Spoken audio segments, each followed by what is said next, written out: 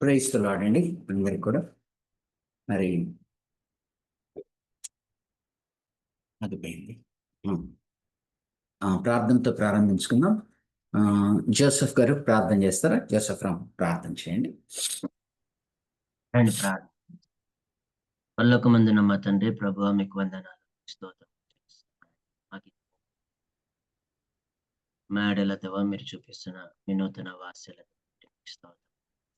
ఇదిగో నాయన, ఈ సమయంలో మేము క్లాస్ ప్రారంభించుకుంటున్నాం తండ్రి, అందరితో మీరు మాట్లాడండి. మీ వాక్యం దేవా మాకు అర్థమన్నట్లు సహాయం చేయండి. ఇంకా లోతైన విషయాలు తెలుసుకొని దేవా సత్యమందు మా జీవితాలు కట్టుకోవడానికి మా అందరికీ సహాయం చేయమని ప్రార్థన చేస్తున్నాం. ఇట్లాంటి టెక్నికల్ ఇష్యూస్ రాకుండా ప్రతిదీ దేవా సమస్తాన్ని మీ ఆధీనంలో తీసుకోండి.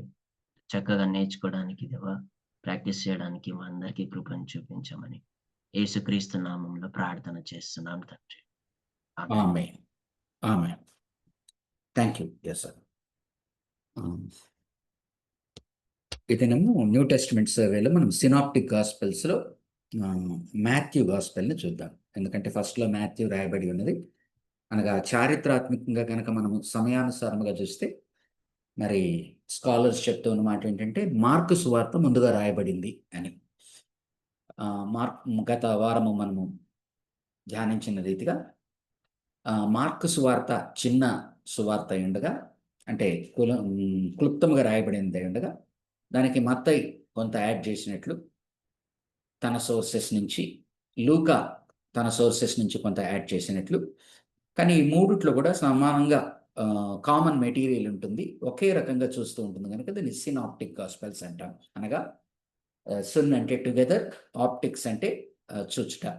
సో ఒకటే రీతిగా అందరూ కూడా కలిసి చూస్తున్నట్టుగా కనిపిస్తుంది.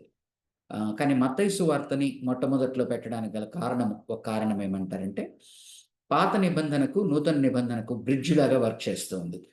ఎందుకంటే పాత నిబంధనలో ఉన్న ఏవైతే ప్రాఫెసిస్, ప్రవచనాలు ఉన్నాయో ఆ ప్రవచనాలు నెరవేరినట్లుగా పదే పదే చెప్తాడు మత్తయి. సుమారుగా 47 సార్లు అంటారు స్కాలర్స్. పలానాది నెరవేరింది, పలానాది నెరవేరింది అని చెప్తాడు. కాబట్టి పాత నిబంధన నుంచి నూతన నిబంధనలోకి ప్రవేశిస్తూ ఉన్నప్పుడు ఆ యొక్క బ్రిడ్జిగా ఉండడానికి మత్తయి సువార్త మొట్టమొదటిగా పేర్చబడినట్టుగా మనం చూస్తున్నాం. మత్తయి సువార్త కనుక చూస్తే కొద్దిగా జూయిష్ ఎంఫసిస్ ఉంటుంది. అనగా యూదులకు అర్థమయ్యే విధంగా యూదుల యొక్క లాంగ్వేజ్లో మనకు కనిపిస్తుంది. లూకా సువార్త కనుక గమనిస్తే కొద్దిగా లూకా సువార్తికుడు ఒక రకంగా అతను అన్యుడు, అనగా అన్యులలో నుంచి యేసు ప్రభువు నమ్ముకున్నవాడు. మరొక విధంగా అతను అన్యులు కూడా యేసుక్రీస్తుని నమ్ముకోవాలి అనే ఉద్దేశంతో లూకా రాస్తున్నాడు. అందుకని లూకా సువార్తలో మనం ఎక్కువ అన్యుల వైపు ఆయన మొగ్గు చూపుతున్నట్టుగా, అంటే మొగ్గు చూపడం అంటే అన్యులకి యేసు ప్రభు వారిని ఆకర్షితంగా కనపరిచేలా చూస్తాం. అందుకని చాలాసార్లు సమరయుణ్ణి కానీ ఎన్నో మనం చూడవచ్చు. మత్తయి సువార్త కనుక చూస్తే ఒక చిన్న డిఫరెన్స్ కూడా మనం గమనిస్తాం.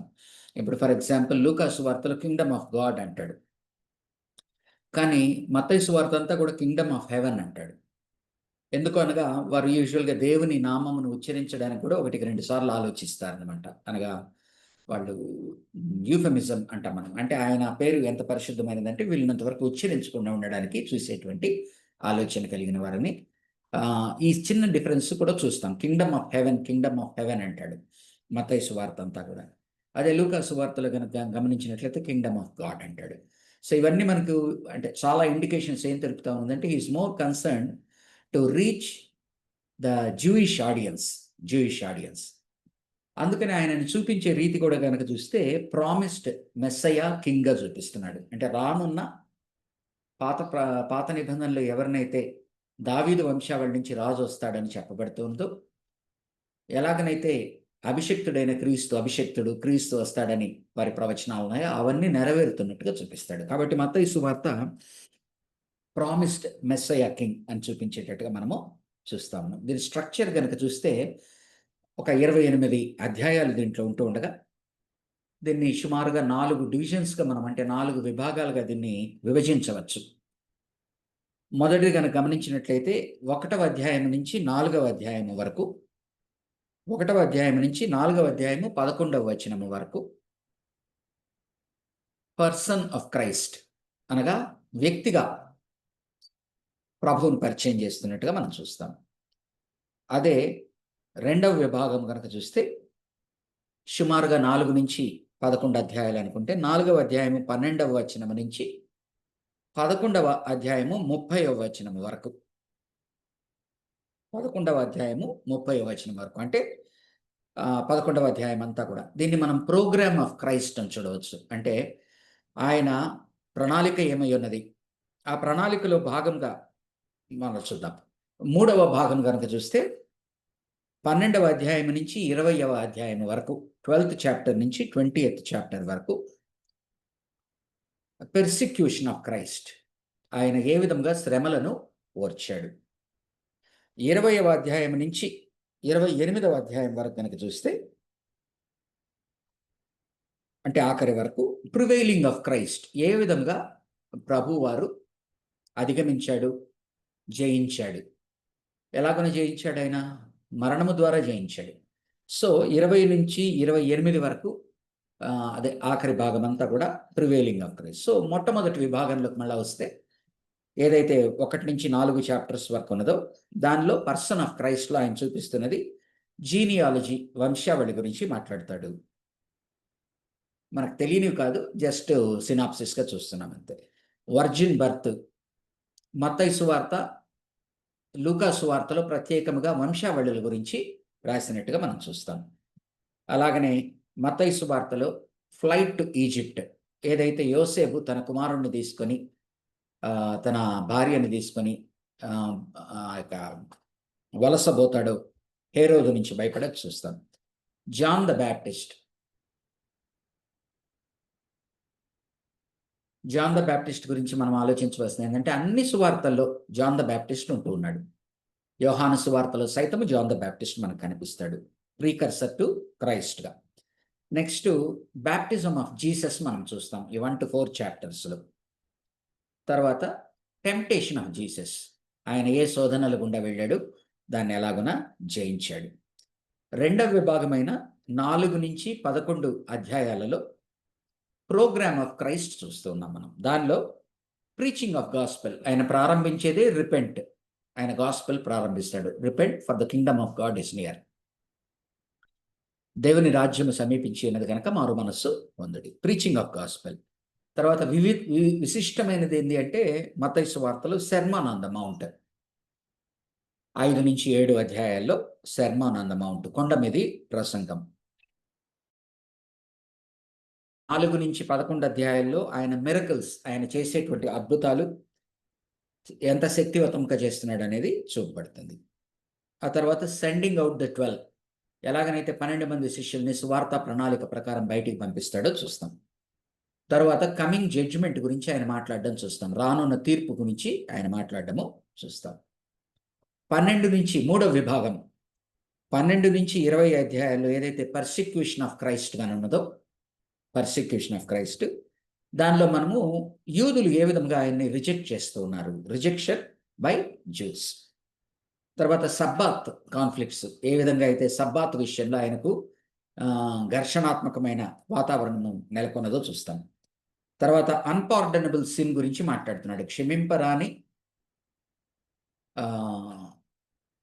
పాపము, క్షమింపరాని పాపం గురించి ఆయన మాట్లాడుతూ ఉన్నాడు. కింగ్డమ్ పారబుల్స్, తర్వాత దేవుని రాజ్యం గురించిన సంబంధించిన ఉపమానాలు మనము ఈ 12 నుంచి 20లో చూస్తున్నాం.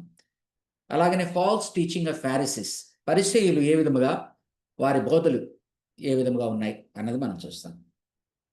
తర్వాత ఆయన శిష్యరికం, ఆయన డిసైపుల్స్ని ఏ విధంగా ప్రిపేర్ చేస్తున్నాడు, ప్రిపరేషన్ ఆఫ్ డిసైపుల్స్ చూస్తాం. నెక్స్ట్ పీటర్స్ కన్ఫెషన్, 16వ అధ్యాయంలో ఏ విధంగా ఆయన్ని జీవము గల దేవుని యొక్క కుమారుడని ఒప్పుకుంటున్నాడు, దాన్ని చూస్తాం. ట్రాన్స్ఫిగరేషన్, రూపాంతరపు కొండ మీద ఏ విధంగా ఆయన రూపాంతరము పొందాడు, యోహాను, యాకోబు, పేతురుల సమక్షంలోనే చూస్తాం. లాస్ట్ దాంట్లో prevailing of Christ 20th to 28th చాప్టర్స్లో పామ్ సండేతో ప్రారంభమవుతుంది. పామ్ సండే, టెంపుల్ క్లెన్సింగ్, ఏ విధంగా అయితే ఆయన ఒక యూదుల ఆలయము ఏ స్థితిలో ఉన్నదో దాన్ని ప్రక్షాళన పరిచేటువంటి క్రమం చూస్తాం. ఆలివెట్ ప్రాఫెసీ 24వ అధ్యాయంలో ఆ కొండ మీద ప్రసంగంలో భాగంగా ఇంకొక ఆయన 5వ ప్రసంగం అంటారు దాంట్లో మత్తయిలో. దానిలో భవిష్యత్తు గురించి, రానున్న ఆఖరి దినముల గురించి మాట్లాడతాడు. తర్వాత ప్యాషన్, ఆయన శ్రమ, సిలువకు పోయే ముందర ఆయన పెట్టబడేటువంటి శ్రమలు మనం చూస్తాం. తర్వాత ప్లాట్ టు కిల్ జీసస్, ప్రభువును ఏ విధంగా హతమందించాలని వారి యొక్క కుట్రలు కుతంత్రాలన్నీ మనం చూస్తాం. నెక్స్ట్ అరెస్ట్, ఆయన ఏ విధంగా అరెస్ట్ చేస్తారు. ట్రయల్స్, ఏ విధంగా అన్యాయమైన కోర్టుల ముందర ఆయన నిలబెడతారు. క్రూసిఫిక్షన్, ఆయనని సిలువ వేయుట. ఆ తర్వాత ఆయన పునరుద్ధానపరచబడట. తర్వాత గ్రేట్ కమిషన్, ఆయన 28వ అధ్యాయంలో 18 నుంచి 20 వచనాల్లో ఏదైతే సర్వలోకములకు వెళ్ళి సువార్తను ప్రకటించడి, బాప్తిజం ఇచ్చి శిష్యులుగా చేయడు, ఇటువంటి మాటలు మనం చూస్తాం.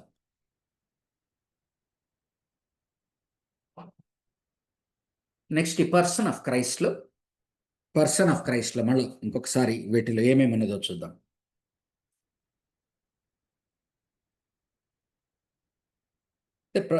మొట్టమొదటిగా మనం అర్థం చేసుకోవాల్సింది ఇది మెస్సయ్యగా ప్రభువుగా చూపిస్తున్నాడు, మెస్సయ్యగా రాజుగా, అది మనం అర్థం చేసుకోవాలి.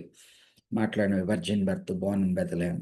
మళ్ళీ ఇంకొద్దిగా విస్తారంగా కావాలంటే ఆ యొక్క 4 నుంచి 11 అధ్యాయాల్లో virgin birth, born in Bethlehem, visit of magi ఏదైతే మనం క్రిస్మస్ సమయాల్లో చేస్తూ ఉంటాము, flight to Egypt, death plot of Herod ఏ విధంగా చంపాలని చూశాడు. తర్వాత రిటర్న్ టు నాజరెత్, మళ్ళీ వెనక్కి వచ్చినప్పుడు అక్కడ హేరోదు కుమారుడు అక్కడ ఉన్నాడని చెప్పి ఇంకొక చోటకు వెళ్ళడానికి ప్రారంభిస్తాడు. Return to Nazareth, ministry of John the baptist, temptation of Christ. ఈ ప్రోగ్రామ్ ఆఫ్ క్రైస్ట్లో ప్రీచింగ్ ద గాస్పెల్ మాట్లాడాం. ఎగ్జార్టింగ్ మెన్ టు రిపెంటెన్స్, పశ్చాత్తాపడమని పదే ఎక్కడికి వెళ్ళినా ఆయన బోధ పశ్చాత్తాపడి తిరిగి దేవుని దగ్గరికి రండి. ఆ తర్వాత డిసైపుల్షిప్లో డిసైపుల్స్ని తనను వెంబడించేటువంటి క్రమం అంటే ఏంటో నేర్పిస్తున్నాడు. Healing the sick and diseased, ఏ విధముగా ఆయన స్వస్థపరుస్తూ ఉన్నాడు. ఆ తర్వాత రకరకాల వ్యాధులతో, శారీరక మానసిక వ్యాధులతో ఉన్న వారిని ఆయన ఏ విధంగా హీల్ చేస్తున్నాడు. తర్వాత ఆయన సినగోగుల్లో అనగా వారి సమాజ మందిరాల్లో ఎలాగునా బోధించాడు.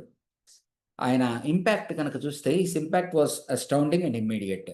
అనగా ఆయన చాలా ఇంపాక్ట్ చేశాడు. చుట్టుపక్కల ప్రజలు విన్నవాళ్ళు ఈయన బోధ ఎక్కడి నుంచి వచ్చినది ఆశ్చర్యపోతున్నాడు. మనుషుల వలె, మన మత గురువుల వలె బోధించట్లేదా, ఎక్కడి నుంచి వచ్చిందని వారు ఆశ్చర్యపోతా ఉన్నారు. కామన్ పీపుల్లో, ఆమ్ ఆద్మీలో ఆయనకు యాక్సెప్టెన్స్ బాగా ఉండేది. అందరూ కూడా ఆయన్ని అంగీకరించేవారు. కానీ ఎవరైతే మత గురువులుగా ఉన్నారో, ఈ యొక్క వారి యూదా మతం గురించి తెలిసిన వారైతే ఉన్నారో వారందరూ కూడా ఈయనకి విరోధముగా తయారయ్యారు. ఎందుకంటే వాళ్ళకు కొంత తెలుసు అనుకునేటువంటి గర్వం ఒకటి.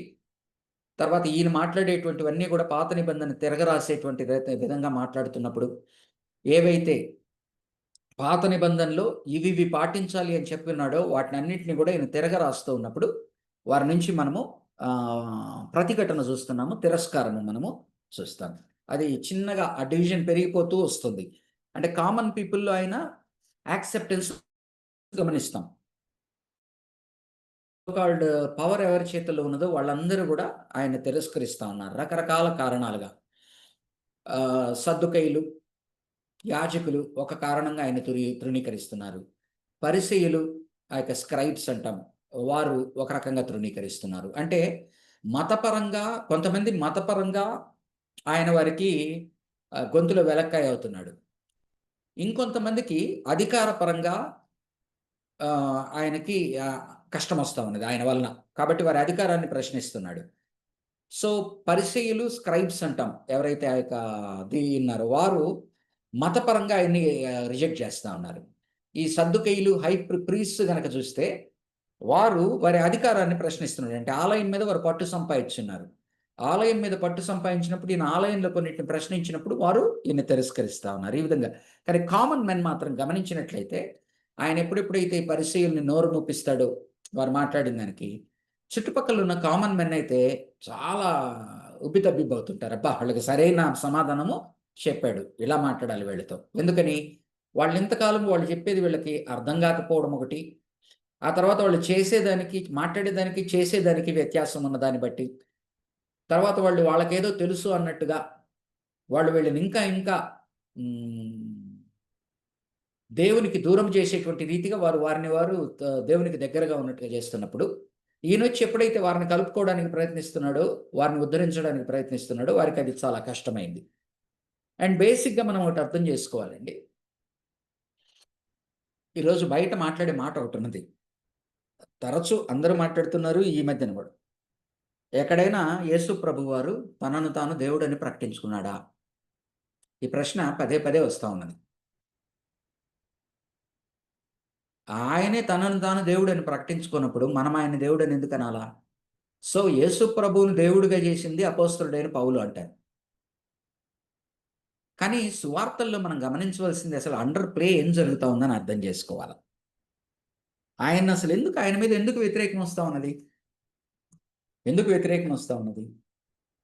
బేసిక్గా ఆయన ఎప్పుడైతే ఆయన చేసే ప్రతి పని కూడా తను తాను దేవుడు అని ప్రకటించుకుంటున్నాడు. నేను దేవుడు అని అపాస్ట్రఫీస్లో పెట్టి అనట్లా. ఆయన చేసే ప్రతి పని నేను దేవుడు కాబట్టి చేస్తున్నాను. పాపములను ఎవరు క్షమించగలరు? దేవుడే కదా క్షమించగలిగేది. వీడెవడు పాపములను క్షమించటకు? సబ్బాతు దేవుడే సబ్బాతుని ఇవ్వగా ఇతనెవరు సబ్బాతును తిరగరాయడానికి కదా?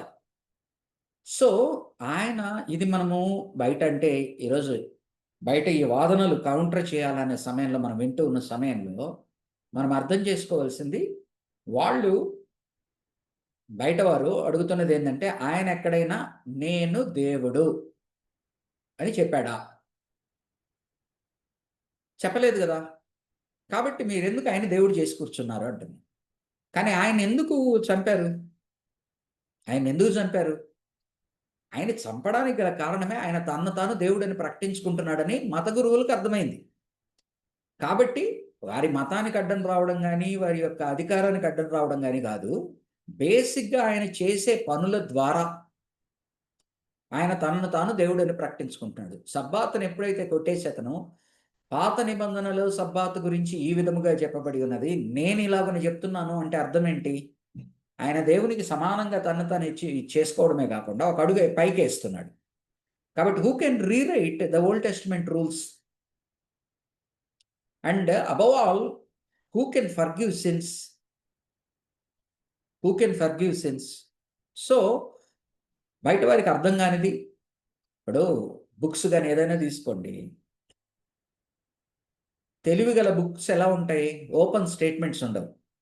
It will make the reader think and come to conclusion. మనకు మనం ఆలోచించుకొని మనము దానిలో నుంచి అర్థం తీసుకొచ్చినప్పుడే దానికి ఒక ఇది ఉంటుంది. సో ప్రభు వారు చేస్తున్నది కూడా ఏంటి? ఆయన చేసే పనుల ద్వారా ఎదుటి వారిని ఆలోచించుకోమంటున్నాడు. తనెవరో ఆలోచించుకోమంటున్నాడు. ఆలోచించుకొని అలాగున కనుక మీరు అంగీకరిస్తే నన్ను, నా దగ్గరికి రండి, నేను మీకు రక్షణ దయచేస్తాను. సో ఆయన నన్ను విశ్వసించండి అని చెప్పడం కన్నా, ఆయన మాట్లాడే మాటల్ని బట్టి, ఆయన చేసే పనుల్ని బట్టి ఈచ్ పర్సన్ని ఇండివిజువల్గా ఛాలెంజ్ చేస్తూ ఉన్నాడు. The whole New Testament is the challenge thrown to an individual. Each individual has to encounter Jesus and has to come to his own conclusions. అందుకని మనం ఏం చూస్తాము? రకరకాల అభిప్రాయాలు చూస్తాం. నూతన నిబంధనలో ఆయన చేస్తున్న పని ఏంటి? నేను చేసే పనుల ద్వారా ఆలోచించుకోండి, నేను ఎవరో ఆలోచించుకోండి అంటున్నాడు. నువ్వు ఆలోచించుకొని అతని వైపు నాకు ఆకర్షింపబడితే రక్షింపబడతావు. నువ్వు ఆలోచించుకున్న తరువాత అతన్ని తిరస్కరిస్తే అది నీ డెసిషన్. కాబట్టి హోల్ న్యూ టెస్టిమెంట్ అంతా కూడా he's giving an option by his words and by his deeds to understand who he is and to choose whether to accept him or not. కాబట్టి ఈ బండగా ఏదైతే నేను దేవుడు అని చెప్పాలా అనే దాన్ని ఏదైతే బయట వాళ్ళు ఆశిస్తున్నారో దానికన్నా ఇంకా ఎక్కువ పనే ఆయన చేశాడు. ఆయన. అందుకని ఆఖరిలో ఏం జరుగుతుంది చూడండి, మార్కు సువార్తలో కనుక గమనించినట్లయితే ఆఖరికి వాళ్ళు దొంగ సాక్ష్యాలు తెస్తారు. తెచ్చినప్పుడు ఏది ఒక సాక్ష్యంతో ఒకటి అతకనప్పుడు విసిగిపోతాడు చీఫ్ ప్రీస్ట్. ఇంక ఇదంతా ఇట్ట కాదు, ఈయన్ని అడుగుదామంటాడు. అడిగి, అయ్యా నువ్వు చెప్పు, నువ్వు దేవుని కుమారుడువా, నువ్వు రాబోతున్నావు అభిషేక్తుడువా, మెస్సయ్యావా అని అడిగినప్పుడు ఆయన ఏమంటాడు? ఫస్ట్‌లో నువ్వన్నట్టే అంటాడు. పిల్లలు తగులాడుకుంటారు చూడండి. అంటే అవును అనడు. అంటే గ్రీక్ వెర్షన్స్‌లో ఎట్లుంటదంటే ఆయన ఎక్కడ అవును అనడు. చాలా సూపర్‌గా ఉంటుంది. అవును అనడు. నువ్వన్నట్లే. నువ్వే అంటున్నావు అని అంటాడు. ఆఖరికి ఎప్పుడైతే దేవుని మీద ఆనబెట్టి నువ్వు చెప్పు అంటే అతను వాడుకునేటువంటి ప్యాసేజ్ ఏంటి? ఏదైతే దానియేలు గ్రంథము 7వ అధ్యాయము 14వ వచనములో మనుష్య కుమారుడు తన దూతలతో దిగి వస్తాడు అని చెప్పిన మాటను ఉపయోగించుకుంటాడు. ఉపయోగించుకోగానే హై ప్రీస్ట్‌కి తెలుసు అది ఎవరు అని. ఏన్షియంట్ ఆఫ్ ద డేస్ దగ్గరికెళ్ళి ఆయన చేతుల నుంచి అధికారం తీసుకొని దూతలతో సహా కిందకు వచ్చేవాడు మరెవరో కాదు, అతనే మెస్సయ్య అని వారికి తెలుసు. కాబట్టి ఏమంటున్నానంటే ఇవి hidden gems which outside people can't understand.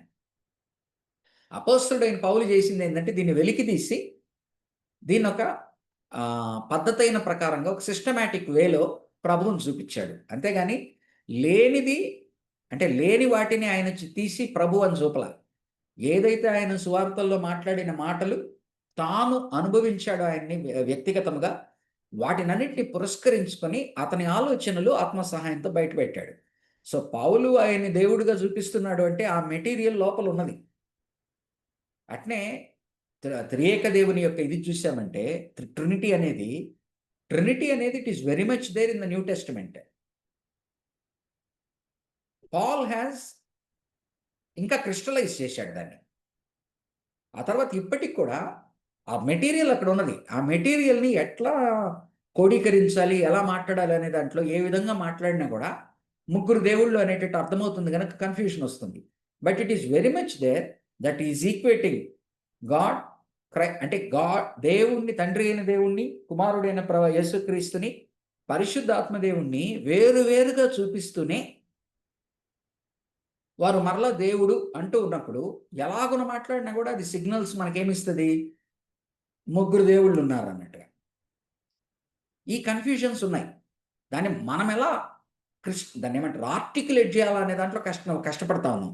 కానీ న్యూ టెస్టమెంట్‌లో క్లియర్‌గా కంఫర్టబుల్‌గా యేసు ప్రభువుని దేవుడు అనేస్తా ఉన్నది.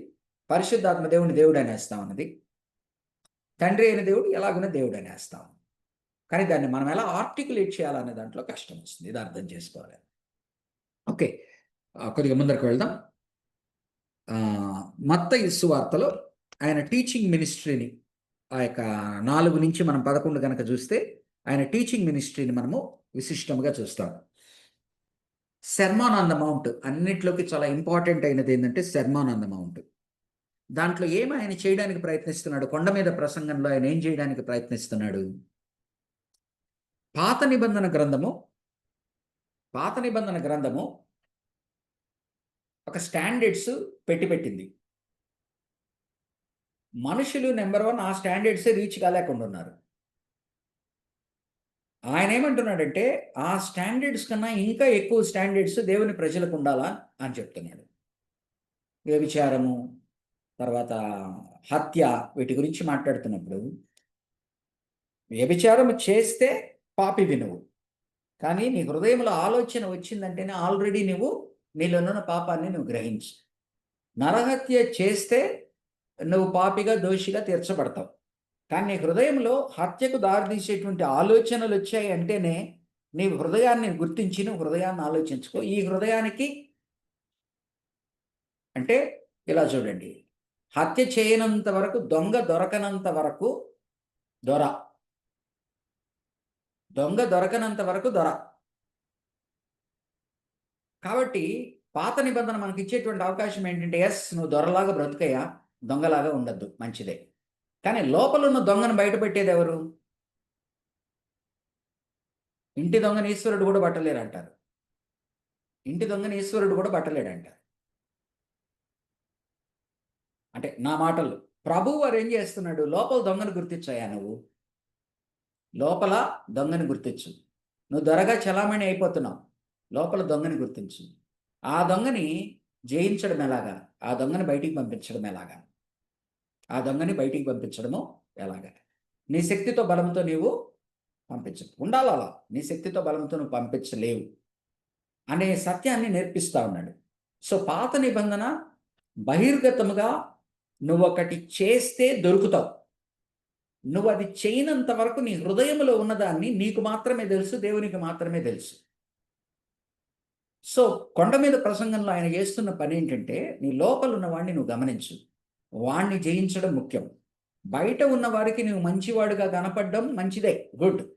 అంటే బయట ఉన్న సొసైటీతో పోలిస్తే నువ్వు ఆ చెడ్డ పనులు చేయకుండా, చెడ్డ పనులు చేసే వాళ్ళ సమాజంలో మధ్యలో ఉన్నప్పుడు నువ్వు నీతిమంతునిగా చలామణి అవ్వు, నా పేరుకు ఘనత మహిమ మంచిదే. కానీ నేను ఇంకా నా స్టాండర్డ్స్ నేను ఇంకా ఏం కోరుకుంటున్నానంటే, నీ హృదయాన్ని పదే పదే ప్రశ్నించుకో. నీ హృదయం ఎక్కడున్నది? నీ హృదయము ఎక్కడున్నది? కాబట్టి ఆయన సెర్మన్ ఆన్ ద మౌంట్లో హార్ట్ ట్రాన్స్ఫర్మేషన్ గురించి మాట్లాడుతున్నాడు. The transformation of the heart, not the reformation, outside reformation of the man. He is not worried about the outside reformation of the man. He is more interested in transformation of the heart, which automatically will result in the reformation of the man. అర్థమవుతుందండి? So పశ్చాత్తాపం అంటే ఏంటి? నీకు ఎప్పుడైతే లోపల transformation వస్తుందో అది రిఫార్మేషన్లో బయటపడు. So పాత నిబంధనలో కూడా ఇది ఉన్నది కాదనట్లే, కానీ పాత నిబంధనలో చలామణి అయిపోతుంది. సామాజిక విలువలతో పోల్చినప్పుడు ఇజ్రాయేలు సమాజము వారి యొక్క ధర్మశాస్త్రాన్ని అనుసరించినప్పుడు సమాజంలో చుట్టుపక్కల వారితో పోలిస్తే వారు నీతిమంతులుగా కనిపించడం అనేది జరుగుతూ ఉన్నది. కానీ ఆయన అంటున్నది ఏంటంటే, నీ నీతి నీ లోపల ఏం జరుగుతుందో నువ్వు చూసుకో, దానిని నువ్వు అధిగమించు అనేటువంటి సవాలును విసురుతున్నాడు అనేది మనం అర్థం చేసుకోవాలి.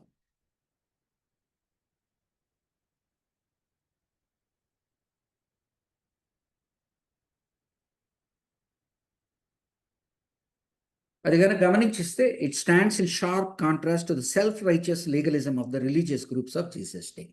ఎవరైతే ఈ బయట ఈ బహిర్గతంగా ఇలాగ నిలబడతా ఉన్నారో వారికి ఏమొస్తా ఉన్నది తెలియకుండానే ఆత్మీయ అహము ప్రారంభమవుతా ఉన్నది. ఆత్మీయ అహము. పరిసయ్యుల యొక్క ప్రవర్తన ఎందుకు అట్లా అహంభావంతో మనకు కనిపిస్తుంది? ఎందుకు అన్నిటినీ వారు చిన్న చూపు చూసేటువంటి స్థితికి వస్తున్నారు? వారు ఏవైతే పాత నిబంధన అనుసారముగా బయట బహిర్గతంగా కనిపించేటువంటి వారు సరిగా చేస్తున్నారో వారిలో ఒక ఆత్మీయ అహము బయలుదేరి మిగతా వారిని చిన్న చూపు చూసేటువంటి పరిస్థితి వచ్చినది. వీళ్ళు ఎవరైతే బహిర్గతముగా దేవుని కొరకు నిలబడలేకుండా ఈ 10 ఆజ్ఞల్లో తప్పులు చేస్తూ ఉన్నారో వాళ్ళు సమాజానికి దోషులుగా కనపడతా ఉన్నారు. వారు దేవుని ముందర దోషులుగా కనపడతా ఉన్నారు. కానీ వారి హృదయాలు ఎట్లున్నాయంటే దేవునికి దగ్గర ఎలా కావాలి అని ఆలోచించే స్థితిలో ఉన్నాయి. ఈ బహిర్గతముగా ఎవరైతే చక్కగా ఉన్నట్టుగా ఉన్నారో వాళ్ళలో ఆత్మీయ అహము డెవలప్ అయ్యి అసలు దేవుడు మానవుని నుంచి ఏమి కోరుతున్నాడు, దేవుడు తన ప్రజలైన వారిని అందరినీ ఆత్మీయ అహము అంటాం చూడండి, ఈ స్థితిలో ఉన్నవాళ్ళు వీరిని ఏ విధముగా లోపలికి తీసుకురావాలి, ఏ విధముగా అర్థమయ్యేలా చేయాలి, ఏ విధంగా వీరిని ట్రాన్స్ఫార్మ్ చేయాలి అనే దానికన్నా ఇద్దరి మధ్యన క్యాజన్ వైడ్ గ్యాప్ ఏర్పడిపోతా ఉన్నది. అందుకనే ఆమ్ ఆద్మీ అనే మాట the common man and the religious leaders అనేది వచ్చేస్తుంది. సేమ్ థింగ్ ఈరోజు ఇదే బయట కూడా వచ్చేస్తుంది. గమనించండి, చర్చిల్లో కూడా క్లర్గీ లైటీ. బట్ దేవుడు కోరుకుంటున్నది ఏంటి? ప్రతి ఒక్కరు క్లర్గీ కావాలి అని కాదు. క్లర్గీ ఏ విధముగా అయితే ఉన్నతమైన ఆశయాలతో జీవించాలనో లైటీ ఆ ఉన్నతమైన ఆశయాలతో జీవించాలి. కానీ ఈరోజు కూడా ఏం జరుగుతుంది? క్లర్గీ లైటీని with the authority the clergy has laity clergy difference ఉన్నది. అందుకనే మనకు ప్రీస్ట్హుడ్ ఆఫ్ బిలీవర్స్ అంటాం. ప్రీస్ట్హుడ్ ఆఫ్ బిలీవర్స్ డెఫినెట్గా ప్రీస్ట్హుడ్ అనేది ఉంది. బిలీవర్స్ కూడా ప్రీస్ట్హుడ్ కావాలనేది ఏంటంటే ఆ యొక్క ఏదైతే దేవునికి సన్నిహితముగా ఉన్న క్లర్గీ అంటే తెలుసు కదా, పాస్టర్లు కానీ దేవునికి సేవకులుగా ఉన్నవారు కానీ. లైటీ అంటే ఎవరంటే కామన్ మ్యాన్, ప్యూస్లో కూర్చునేవారు. క్లెర్గీ ఈరోజు గమనించండి, many people want to become clergy. Many people want to become, common man wants to become clergy. But clergy అంటే ఏం అర్థం చేసుకోవాలి? The more responsible, the more is the responsibility. నేను ఒక చోట నిలబడుకొని మాట్లాడడం కాదు, నేను ఒక పోడియంను ఆక్యుపై చేయడం కాదు, నేను ఒక పుల్పిట్ను ఆక్యుపై చేయడం కాదు, నా చేతిలో అధికారం ఉండడం కాదు, దానికి తగిన రీతిగా జీవించడం, దానికి తగిన రీతిగా జీవించడం.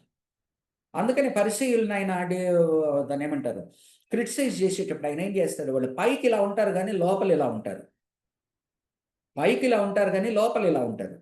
వీళ్ళు ఈ కామన్ మ్యాన్ ఏంటంటే లోపల ఎలా ఉన్నారు, బయటికి అలాగే ఉన్నారు.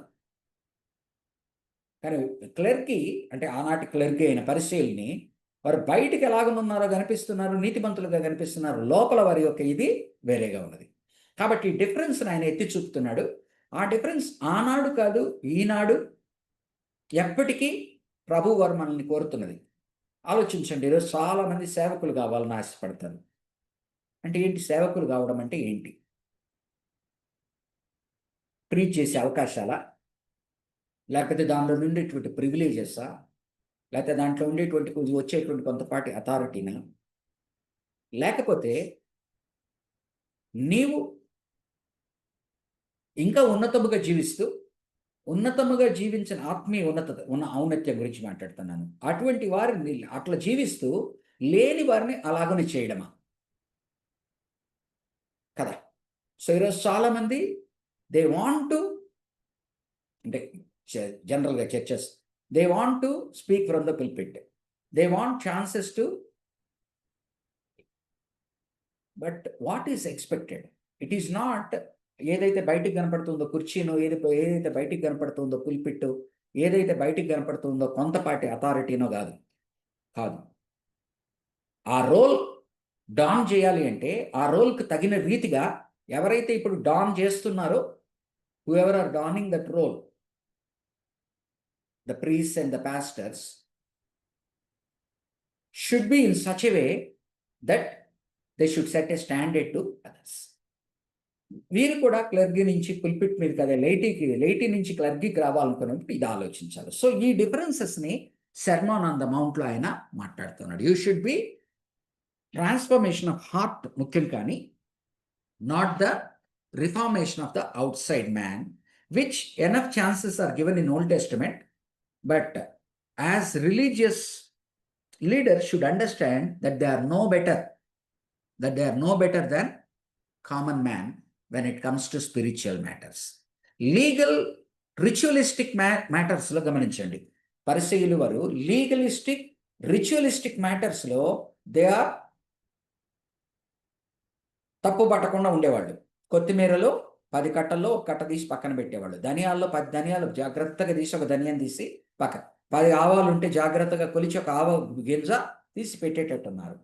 ఆ తర్వాత ఎన్నిసార్లు ఉపవాసం చేయాలా, ఎన్నిసార్లు ప్రార్థన చేయాలా, వీటన్నిటిలో కూడా వారు చాలా ఇదిగా ఉన్నారు. కానీ ఎప్పుడైతే వారి లోపల ఇది ఎక్స్పోజ్ చేస్తూ ఉన్నాడు, అందుకనే చుట్టుపక్కల ఉన్న కామన్ మెన్ ఇదంతా గమనించారు వాళ్ళలో. కానీ వాళ్ళని అనేటువంటి ధైర్యము లేదు, అధికారము వీళ్ళకి లేదు. యేసు ప్రభు వారు ఎప్పుడైతే ఈ మాటలు మాట్లాడుతున్నారో, he became so endearing to the common man and he became an enemy to the religious authorities.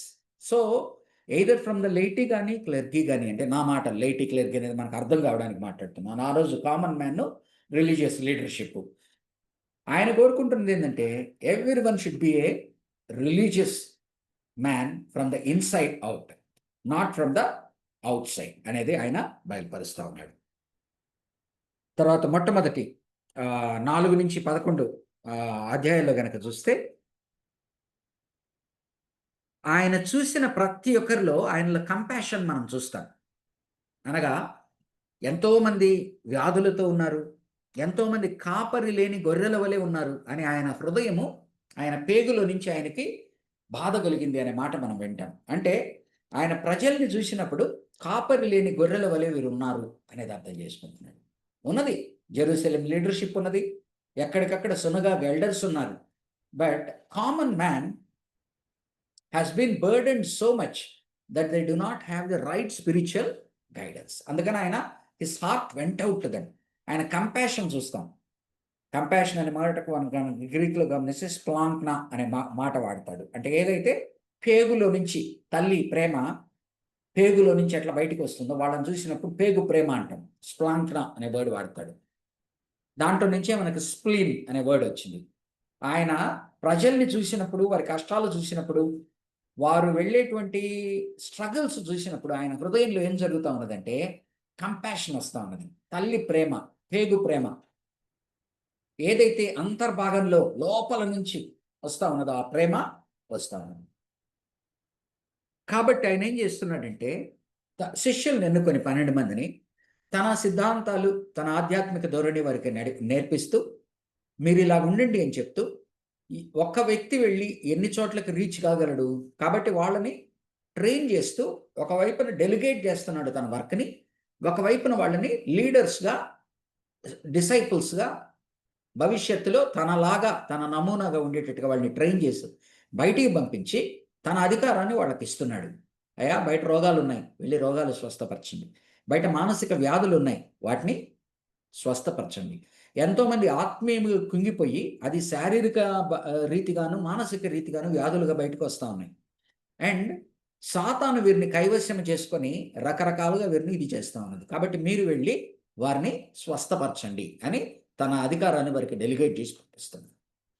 వారు అది వెళ్ళిన తర్వాత వాళ్ళు వెనక్కి వచ్చిన తర్వాత లూకాసు వార్తలో ఒక మాట రాయబడి ఉంటుంది. వాళ్ళు వెనక్కి వచ్చిన తర్వాత విపరీతంగా ఆనందిస్తారు. అయ్యా మేము ప్రార్థించాం, రోగాలు వదిలే, మేము ప్రార్థించాం, అదేగా ఇదేగా అంటే మంచిది. కానీ మీరు ఆనందించవలసింది దేని కొరకు అంటున్నాడు? మీ యొక్క పేర్లు పైన జీవ గ్రంథములో రాయబడి ఉన్నాయని మీరు ఆనందించండి. అంటే ఇవన్నీ అవసరమే, ఇవన్నీ అవసరమే. వ్యాధుల్ని వదలగొట్టడం అవసరమే, మానసిక వ్యాధులకి స్వస్థతనివ్వడం అవసరమే, దయ్యాల చేత పీడింపబడుతున్న వారిని దయ్యాలు వదలగొట్టడము అవసరమే. కానీ ఇవన్నీ కూడా తాత్కాలికమైనవే. ఇవన్నీ మానవుడు బ్రతికి ఉన్నంత వరకే. ఇవన్నీ మానవుడు బ్రతికి ఉన్నంత వరకు. ఎందుకు ఈ మాట మాట్లాడుతున్నాడో ఒక్కసారి లోతుగా అర్థం చేసుకోండి. ఈరోజు ఒకరిని రోగం మొదలుపెట్టావు, వాడు ఈరోజు ప్రభు దగ్గరికి వస్తాడు, రేపు మళ్ళీ వాడికి రోగం వస్తుంది, నాకు తీర్చలేదు కదా అని బయటికి వెళ్ళిపోయే పరిస్థితి. ఒకడిని నువ్వు ఈరోజు మానసికంగా వాడి మెంటల్ డిప్రెషన్ నుంచో సూసైడల్ టెండెన్సీ నుంచో నువ్వు వాడిని బయటికి తెస్తావు, మళ్ళీ అది రాదని నమ్మకం లేదు. అర్థమవుతోందా? ఒకసారి నువ్వు దెయ్యాన్ని వదలగొట్టావు, నువ్వు దేవుని యందు రాకుండా, దేవుని యందు ఉండకుండా పోతే ఆ దెయ్యం ఏం చేస్తుంది? ఒక ఉపమానం చెప్తాడు, ఇది పోయి 7 దెయ్యాలను తీసుకొచ్చి లోపల తీసుకొచ్చి కూర్చోబెట్టి. ఈరోజు మనం సంఘంలో ఎంతమందిని చూస్తున్నాం, అన్యులు వస్తారు, అయ్యా నాకు పలానా వ్యాధి ఉన్నది ప్రార్థన చేయి, సరే స్వస్థత వరమన్న వారు ప్రార్థన చేస్తారు, ఆ వ్యాధికి ఇది వస్తుంది అనుకుందాం. మరలా వారు ప్రభువును పట్టుకోకుంటే వారి పరిస్థితి ఏమవుతా ఉంది? వెళ్ళి 7 దెయ్యాలను తెచ్చుకున్న పరిస్థితి. ఎంతమంది సంఘంలో ఈరోజు సంఘంలో అంటే ఆలయంలో మనోళ్ళు ప్రమోట్ చేసేది కూడా ఎట్లుంటుంది? ఆలయానికి రా, నీకు రోగం ఉందా, పలానా చోటకు వెళ్ళు, రోగం మొదలుపడతా. సరే కొన్ని నిజంగా రోగాలు వదలగొట్టేటువంటి స్వస్థత వరాలు గల వాళ్ళు ఉన్నారు, నేను ప్రశ్నించను. కానీ చాలామంది బూటకపు వ్యక్తులు కూడా ఉన్నారు. వారి ముందరనే టైలర్ మేడ్గా చేసి, అంటే దాన్ని ఏమంటారు, రకరకాలుగా చేసేవాళ్ళు ఉన్నారు. What is the problem? అందుకని నేను తరచు ఏం చెప్తానంటే, ప్రభువు దగ్గరికి ఆలయంలోకి రావడానికి స్వస్థత, ఇప్పుడు మన చర్చిలు గమనించామనుకున్న 4 డోర్స్ ఉంటాయి, 4-5 డోర్స్ ఉంటాయి. ఈస్ట్లో ఒకటి, వెస్ట్లో ఒకటి, నార్త్లో ఒకటి, సౌత్లో వాట్ ఎవర్ ఇట్ ఈస్ ఎలాగనో ఉంటాయి. ఒక ద్వారంలో నుంచి నువ్వు ఏ ద్వారంలో నుంచి వచ్చినా ఎక్కడికి వస్తున్నావు? చర్చిలోకి వస్తున్నావు. అలా కాకుండా నేను ఆ ద్వారాన్ని పట్టుకొని కూర్చుంటానా? చర్చిలోకి వచ్చిన తర్వాత చర్చిలో ఏం జరుగుతున్నదో ముఖ్యమా? కాబట్టి స్వస్థత వలన కానీ చర్చిలోకి రావడం కానీ, ఎవరికో దుష్టశక్తులు ఆవరించినందువలన, వాళ్ళకు వదలగొట్టినందువలన వాళ్ళు లోపలికి రావడం కానీ, ఎవరికో ఆర్థిక కష్టాలు ఉంటున్నప్పుడు ఒక పాస్టర్ ఎవరో ప్రార్థన చేసినప్పుడు వారికి ఒక ఉద్యోగం వచ్చి వారి కష్టాలు తీరి లోపలికి రావడం కానీ, ఇది ఎంట్రీ పాయింట్. సో ప్రభువు వీటన్నిటిని ఎంట్రీ పాయింట్స్గా వాడుకుంటున్నాడు. కానీ ఆయనకి తెలిసిందేంటి? భవిష్యత్తులో మరలా రోగం వచ్చి వాడు చావాల్సిందే. ప్రతి మనిషి ఏదో ఒక రోగంతో చావాల్సిందే కదా. ప్రతి మనిషి ఏదో ఒక సమయంలో ఆర్థికమైన కష్టాల్లోకి మళ్ళా వెళ్ళే ప్రమాదము ఉన్నది. మరలా ఉద్యోగాన్ని కోల్పోయే ప్రమాదము ఉన్నది. దయ్యాలను వదలగొట్టినప్పుడు నువ్వు కనుక మరలా ప్రభువును పట్టుకోకుండా నువ్వు అప్పటికి వదిలింది అని చెప్పి మిగతా ఇది దాన్ని పట్టుకుంటానంటే మళ్ళా దాన్ని మించిన ఇంకొక 7 వచ్చేటువంటి ప్రమాదము ఉన్నది. కాబట్టి అంటున్నాడు, అయ్యా ఈ శిష్యులతో, మీరు definite you are doing very good work, but మీ పేర్లు జీవ గ్రంథంలో రాయబడి ఉన్నాయని మీరు ఆనందించండి. కాబట్టి డిసైపుల్షిప్ ప్రోగ్రాంలో తనలాగా వారిని ఉండమంటున్నాడు. తనలో ఏ శక్తులు అయితే ఉన్నాయంటున్నాడో అది ఎలాగ వచ్చాయంటున్నాడో ఆలోచించండి. ఒక మాట చెప్తాడు, గొప్ప మాట. ఈరోజు మనము అంటాం వరాలు, డెఫినెట్గా కృపా వరాలు ఒక్కొక్కరికి ఒక్కొక్క రకంగా ఇస్తాడు, నేను కాదన్ను. ఆయన మాట్లాడేటప్పుడు ఏమంటాడు, ఒకసారి ఒక దయ్యాన్ని వదలగొట్టేటప్పుడు ఆ దయ్యాన్ని వీళ్ళు వదలగొట్టలేకపోతారు. ప్రభు వారు ఒక మాట అంటాడు, అయ్యా ఇది ప్రార్థనతో కానీ. తర్వాత ఆయన తరచూ ఎందుకు ఒంటరిగా వెళ్ళి ప్రార్థన చేస్తూ ఉంటాడు? పేతురు, యోహాను, యాకోబు ఏ జోన్లో ఉన్నారంటే ఎంతసేపటికి ఇతన్ని మిషనరీ జర్నీలో తిప్పాలంటున్నారు. అంటే ఇతన్ని ఈవెంట్ మేనేజ్మెంట్ చేస్తున్నారు, ప్రోగ్రామ్ ఓరియంటెడ్గా ఉన్నారు. కానీ ఆయన ఏం చేస్తున్నాడు, ఈ ఈవెంట్ చేయాలంటే, ఈ ప్రోగ్రామ్ చేయాలంటే, ఈవెంట్స్ ప్రోగ్రామ్స్ అంటే, ఈవెంట్ అంటే నా ఉద్దేశము బయటికి వెళ్ళాలా, నేను బోధించాలా, స్వస్థపరచాలా, అది చేయాలి, ఇది చేయాలంతా ఈవెంట్. ఈ ఈవెంట్ చేయాలంటే నాకు శక్తి వచ్చేది ఎక్కడి నుంచి అంటున్నాడు? ప్రార్థన ద్వారా. అందుకని ఆయన ఎన్నోసార్లు వీళ్ళ కనపడకుండా దూరంగా వెళ్ళిపోయేవాడు, ఒంటరిగా. ఒంటరి ప్రార్థనలో ఉండేవాడు, కలిసికట్టుగా ప్రార్థన చేసేవాడు, పబ్లిక్ ప్రేయర్ చేసేవాడు. కానీ ఆయన లైఫ్ అంతా ఎక్కడ ఉండేదంటే, ఆయన స్ట్రెంగ్త్ అంతా ఎక్కడ ఉండేదంటే ఆయన ఒంటరి ప్రార్థనలో ఉండేది. ఈరోజు దాని నుంచి మనం నేర్చుకోవాల్సింది ఏంటంటే, ఈరోజు సంఘాల్లో ఈవెంట్ మేనేజ్మెంట్ ఎక్కువైపోయింది, ప్రోగ్రామ్స్ చేయడం అనేది ఎక్కువైపోయింది. అంటే ఊపిరి ఆడకుండా, ఒక రకంగా చెప్పాలంటే we are keeping ourselves busy in doing programmes without having proper spiritual life or proper prayer life. ఇంకొక రకంగా చెప్పాలంటే we are anaesthetising ourselves with work culture. Workaholic అంటాం. వర్కాలిక్ అంటే ఏంటి? వాడికి ఇంట్లో చాలా సమస్యలు ఉంటాయి, కానీ వాడు దేంట్లో బిజీ చేసుకుంటాడండి? వాడికున్న సమస్యలన్నీ మర్చిపోవడానికి కొందరు తాగుతారు, కొందరు ఇంకో పని చేస్తారు, తింటారు. కొందరు ఏం చేస్తారంటే వర్క్లో వారిని వారు ఇమ్మర్స్ చేసుకుంటారు, వర్కాలిక్స్ అంటారు. అలాగనే ఈ దినము ఆనాడుగానంటే మనం నేర్చుకోవాల్సింది how to draw principles from the Bible. Where did Jesus get that power? Definitely is divine, but as long as he is in the human form, what is he doing? Where is he deriving that power to do the works of God? He is getting all that power through his internal struggle. When he sits in prayer, he struggles internally with God, and he derives power from God, and he executes the program, whatever he wants to do, he executes the program. ఈరోజు దీని నుంచి మనం principle draw చేసుకున్నాం. Where are our churches going? Does every day ఏదో ఒక programme పెడుతూ programme చేసుకుంటూ ముందరకు వెళ్ళడం అనేది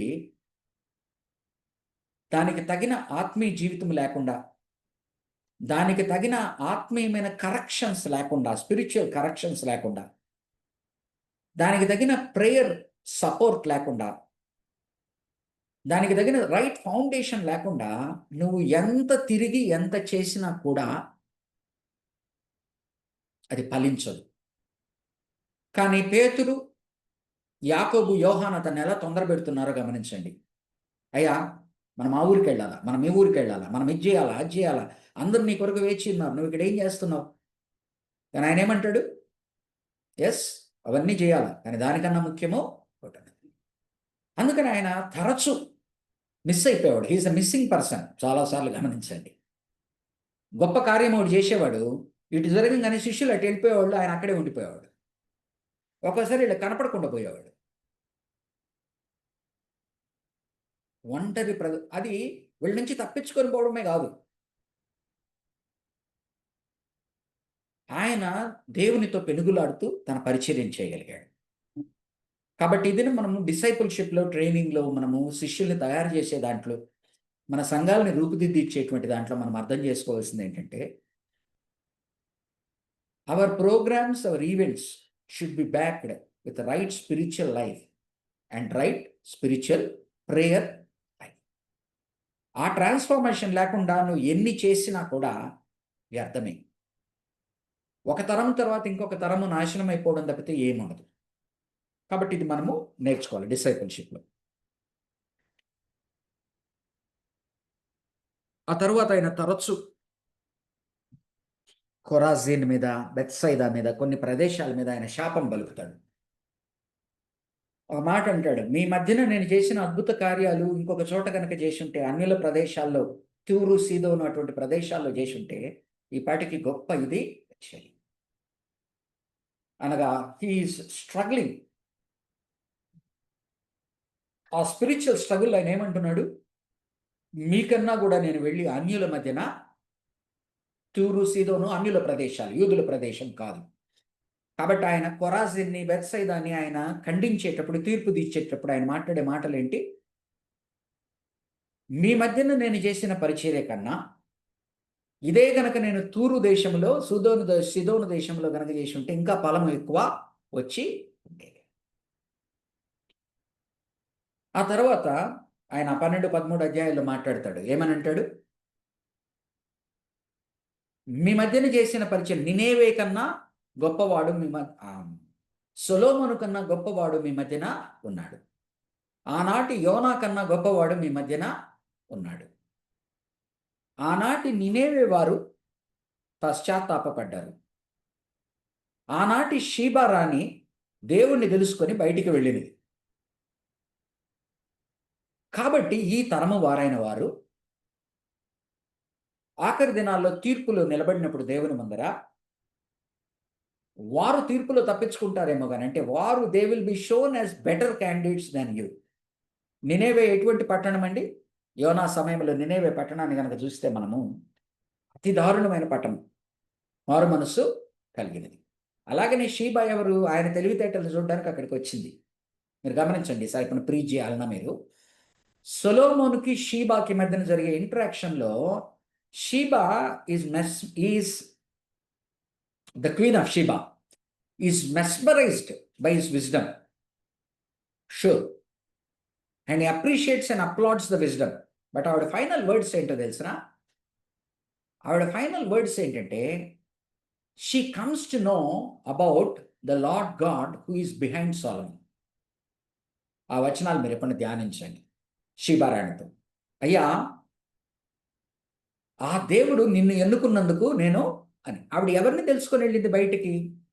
షీబారాణి సొలొమోను వెనక ఉన్న దేవుణ్ణి చూసింది. అలాగనే నినేవే ప్రజలు యోనాని గాక యోనా వెనకున్న దేవుడు ఇస్తున్న రిపెంటెన్స్ కాల్ని రిసీవ్ చేసుకున్నారు. అందుకని వాళ్ళతో అంటాడు మత్తయి సువార్తలో, మీకన్నా కూడా నేను బయట కనుక చేసి ఉంటే ఎంతో మంచి జరిగింది. ఎందుకట? ఆనాటి నినేవే లేస్తుంది, ఆనాటి షీబారాణి లేస్తుంది, వారు మీకన్నా బెటర్ క్యాండిడేట్స్గా కనిపిస్తారు. కాబట్టి వెన్ వి ఎన్కౌంటర్ జీసస్, ఇంకొక మాట అంటే డోంట్ థింక్, ఎందుకని మొట్టమొదటి తరము బయట నుంచి వచ్చిన వారు ఎందుకు క్రీస్తుకు దగ్గరగా ఉంటారు? క్రైస్తవ కుటుంబాలనే పుట్టి 2-3 తరాలైన వాళ్ళు క్రీస్తుకు ఎందుకు దూరంగా ఉంటారు? ఎప్పుడైనా ఆలోచించారా? మొట్టమొదటి తరం అంటే బయట నుంచి అన్యులుగా నుండి ప్రభువుని తెలుసుకున్న వారిలో ఉన్న భక్తి శ్రద్ధలు కానీ, భయభక్తులు కానీ, ప్రభువుని గురించి తెలుసుకోవాలనే ఆసక్తి కానీ వారిలో ఎందుకు మెరుగుగా ఉంటుంది? ఒక 2 తరాలు 3 తరాలు పోయిన తరువాత అందరిలో అన్నను చాలామంది 2 తరాలు 3 తరాలు అయిన తర్వాత మంచి క్రైస్తవులు ఎంతోమంది ఉన్నారు, జనరలైజ్ చేయట్లేదు. కానీ why majority are away from God? Why majority are away from God?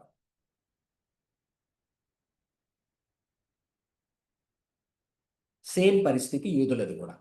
ఎంతో కాలము దేవుణ్ణి తెలిసిన వారు ప్రభువు వచ్చి వారిలో ఎప్పుడైతే ఆత్మీయంగా మీలో మార్పులు కావాలని చెప్పాడో వారు ఆయనను తిరస్కరిస్తా ఉన్నారు. ఈ రోజుకి గమనించండి, సంఘాలలో ఎవరైతే నూతనముగా వస్తారో విశ్వాసులు, వారు వాక్యమును బోధిస్తున్నప్పుడు, వాక్యమును విడమరుస్తున్నప్పుడు యాక్సెప్టెన్స్ ఎక్కువ ఉంటుంది. ఎవరైతే 2 తరాలుగా 3 తరాలుగా ఉంటారో వారు తెలుసుకున్న వాక్యంలాగా కాకుండా వేరే రకంగా వారికి ఎక్స్‌ప్లెయిన్ చేస్తే వారు రిజెక్ట్ చేస్తారు.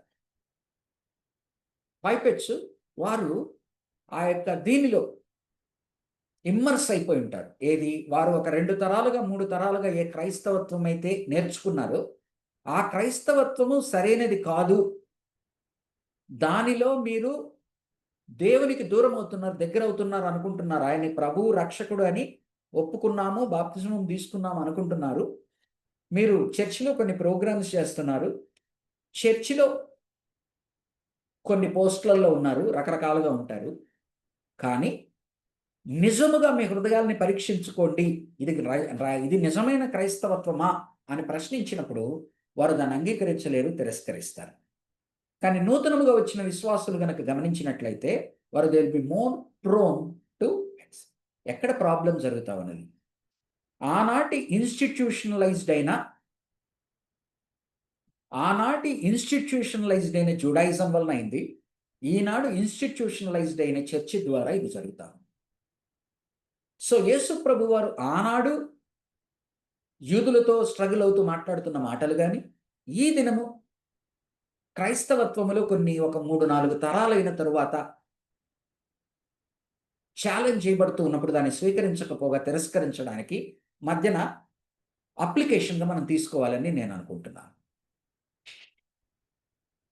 సో యేసు ప్రభు వారు వారి గురించి అంటున్నాడు, కొరాజిన్‌లో, బెత్సైదాలో ఈ యొక్క వాక్యాలు గనుక నేను మీ మధ్యన శ్రమ పడినంత గనుక శ్రమపడి ఉంటే వారు ఎప్పుడో రక్షణ పొంది ఉండేవారు అని. కాబట్టి ఈ దినము అంటే application, because being a pastor కొంత ఈ సబ్జెక్ట్ చెప్పినా కూడా మనల్ని మనం క్రైస్తవులుగా ప్రశ్నించుకుందాం ప్రత్యేకంగా. మీరందరూ కూడా ఎప్పుడైతే ఇంకా నేర్చుకోవాలని ఆసక్తి చూపుతున్నారో, ఇంకా ఫార్మల్ ఎడ్యుకేషన్ లాంటిది కావాలనుకుంటున్నారో, థియలాజికల్ డెప్త్స్ తెలుసుకోవాలనుకుంటున్నారో, మీరు దయచేసి ఒకసారి ఆలోచించండి. సంఘాలలో ఉంటూ ఉన్న మీరు తెలిసి తెలియకుండా ఆనాడు యూదులు ఎలాగనైతే ఇన్స్టిట్యూషనలైజ్, లీగలిస్టిక్, రిచువలిస్టిక్, రిలీజియస్ మోడ్‌లోకి వెళ్ళిపోయారో, ఈ దినము 2, 3 తరాలుగా వస్తున్న మనము తెలియకుండా దీనిలోకి వెళ్ళిపోతున్నామా? ప్రభు మనతో ఈరోజు ఏం మాట్లాడుతున్నాడు అని మనం ఆలోచించుకుందాం. ఓకే. ఆ తర్వాత ఆయన దగ్గరికి వచ్చిన వారికి స్పిరిచువల్ రెస్ట్‌ని ఇస్తానని ప్రామిస్ చేస్తా ఉన్నాడు. లోకములో మీకు కష్టాలున్నాయి. లోకములో మీకు బరువులు, బాధ్యతలు, భారాలున్నాయి. వాటినన్నీ భరించేటువంటి దానిలో మీరు చాలా కృంగిపోతూ ఉన్నారు. కానీ నా దగ్గరికి రండి. నా సిలువను మీరు అర్థం చేసుకోండి. మీ భారములన్నీ నా మీద వేయండి, తేలికవుతాయని ఒక మాట చెప్తున్నాడు.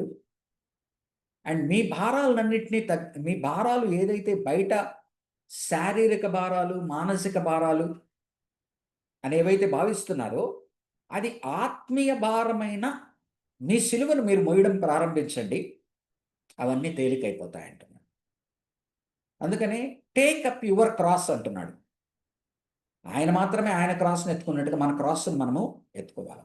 కానీ క్రాస్‌ని మనం మోసినప్పుడు ఏమవుతుందని ఆయన చెప్తున్నాడు? మన భారాలన్నీ ఆయన మీద వేసినప్పుడు మన భారము తేలికైపోతుంది ఒకటి.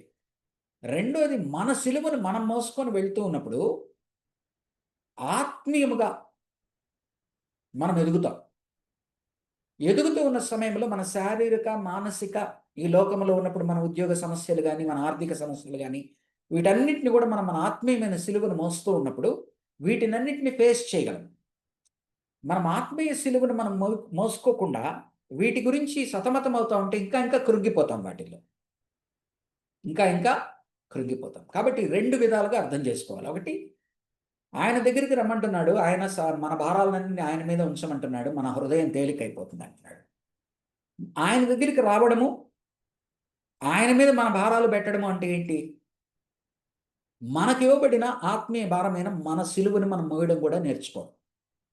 అది నేర్చుకున్నప్పుడు మన శారీరక బాధల్ని, మానసిక బాధల్ని మనకి ఈ లోకంలో రోజు దైనందిక జీవితంలో మనం ఏవేవైతే ఎదుర్కొంటామో వాటినన్నీ భరించగలం మనం. అంటే మన పర్స్పెక్టివ్ మారుతుంది. మన దృక్పథం మారుతుంది. ప్రభువును వెంబడిస్తూ ఉన్న వాళ్ళకి ఈ కష్టాలతో పాటు వేరే కష్టాలు కూడా వస్తూ ఉన్నప్పుడు ఆ కష్టాలు నథింగ్ అని ఈ కష్టాలు పడుతూ ఉన్న సమయంలో మనల్ని దేవుడు నడిపించడము ప్రారంభిస్తాడు. నేను మోయను లేకపోతే నేను దగ్గరికి రాను అంటే దానిలోనే కూరుకుపోయి చిన్నగా మనం పక్కకి తప్పిపోయేటువంటి ప్రమాదము. అందుకనే నన్ను వెంబడించాలనుకునేటువంటి వారు తమ తమ సిలువలను మోసుకొని నన్ను వెంబడించాలి. అలాగనే భారముతో కృంగిపోతున్న వారులారా నా దగ్గరికి రండి, మీ భారమును యావత్తు నా మీద ఉంచండి, మీకు ఆ యొక్క బడలిక తీరుతుంది, మీకు కావలసిన విశ్రాంతి దొరుకుతుంది అంటున్నాడు. ఓకే, 12 నుంచి 20 అధ్యాయాల్లో 12 to 20 చాప్టర్స్ ఒక 2-3 మినిట్స్ గ్యాప్ తీసుకుందామండి. జస్ట్ మీకు ఏదైనా కాల్స్ ఉంటే అటెండ్ అయ్యి రండి. 12 to 20 చాప్టర్స్, 20 నుంచి 28 వరకు నెక్స్ట్ హాఫ్ అన్ అవర్లో చూద్దాం. Take 2 minutes break.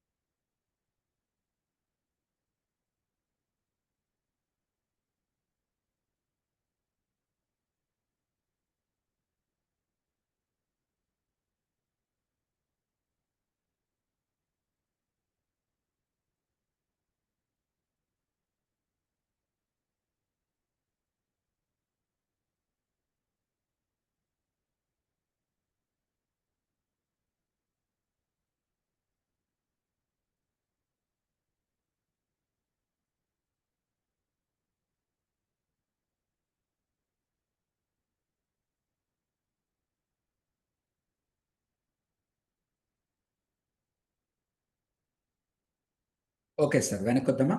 Shall we come back to the class?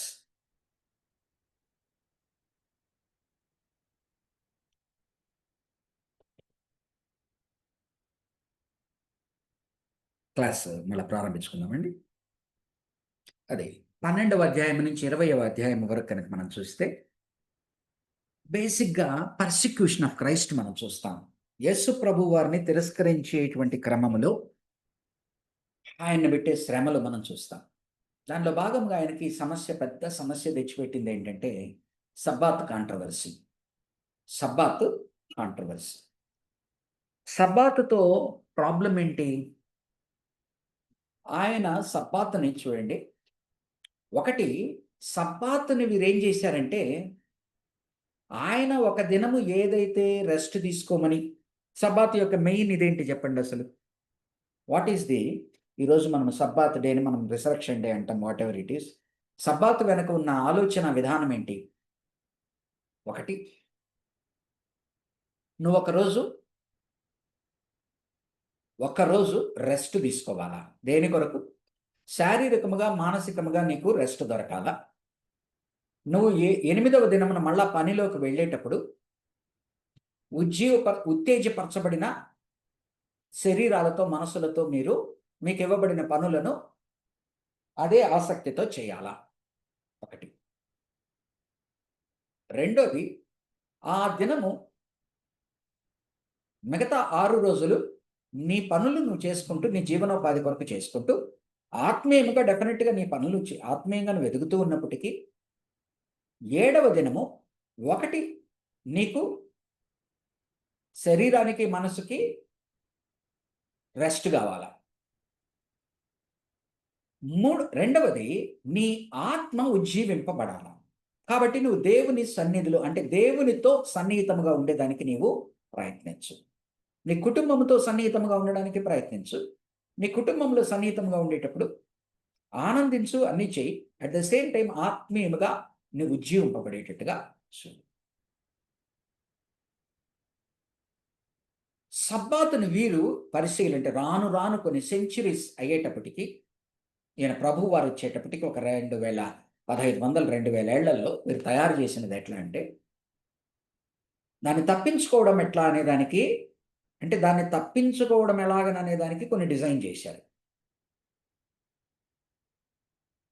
ఇప్పుడు నువ్వు పని చేయొద్దు అంటే వీళ్ళు ఒక రాయి తీసుకెళ్ళి ఒక ఫర్లాంగ్ దూరంలో పెట్టేవాళ్ళు. రాయి తీసుకెళ్ళి ఫర్లాంగ్ దూరంలో పెట్టేవాళ్ళు. నువ్వు ఫర్లాంగే నడవాలా ఆ రోజు. ఫర్లాంగ్ పైన నడిస్తే పని అంటే వీళ్ళు రాయి తీసుకెళ్ళి ఫర్లాంగ్ దూరంలో పెట్టి అక్కడి నుంచి ఇంకో ఫర్లాంగ్ వెళ్ళేవాడు. ఫర్లాంగ్ అంటే తెలుసు కదా, ఒక మైల్ అనుకుందాం ఫర్ ఎగ్జాంపుల్, మనకు అర్థమైందా? అంటే ఏం చేస్తున్నారు, సబ్బాతుని ఎలాగన వారి వారి తరహాల్లో వారి వారి పనులు చేసుకోవడానికి ఉపయోగించారు. మన నెహెమయా గ్రంథంలో కనుక చూసామంటే ప్రత్యేకంగా చెప్తాడు సబ్బాతుని ఎలా బ్రేక్ చేస్తున్నారు. ఈరోజు ఎలాగనైతే జరుగుతూ ఉన్నదో, ఆదివారం మార్కెట్లు, ఆదివారం షాపులన్నీ ఓపెన్ చేయబడ్డం, ఆదివారం కాలేజీలన్నీ ఓపెన్ కావడం, ఆదివారం ఉద్యోగాలకు రమ్మండం, అంటే ఏ దినమైతే రెస్ట్ దినము అని చెప్పబడతా ఉన్నదో, అలాగ ఆ దినం వాళ్ళు ఏం చేసేవాళ్ళు, దాన్ని బిజినెస్ డేగా చేయడానికి, అంటే ఆ రోజు బిజినెస్ చేయొద్దన్నాడు, చేయకపోతే వీళ్ళకి లాభాలు రావు కదా. సో రకరకాలుగా సబ్బాతును వాళ్ళు బ్రేక్ చేస్తూ ఒక రకంగా సబ్బాతు మీద ఎటువంటివి పెట్టారు అంటే బర్డన్స్ ఎంతవరకు తీసుకొచ్చారంటే, కూడా హాస్పిటల్ ఉన్నది, హాస్పిటల్ సండే మూస్తే పరిస్థితి ఏమవుతుంది? హాస్పిటల్ సండే కదా అని ఒకరోజు రెస్ట్ తీసుకుని మూస్తే ఏమవుతుంది?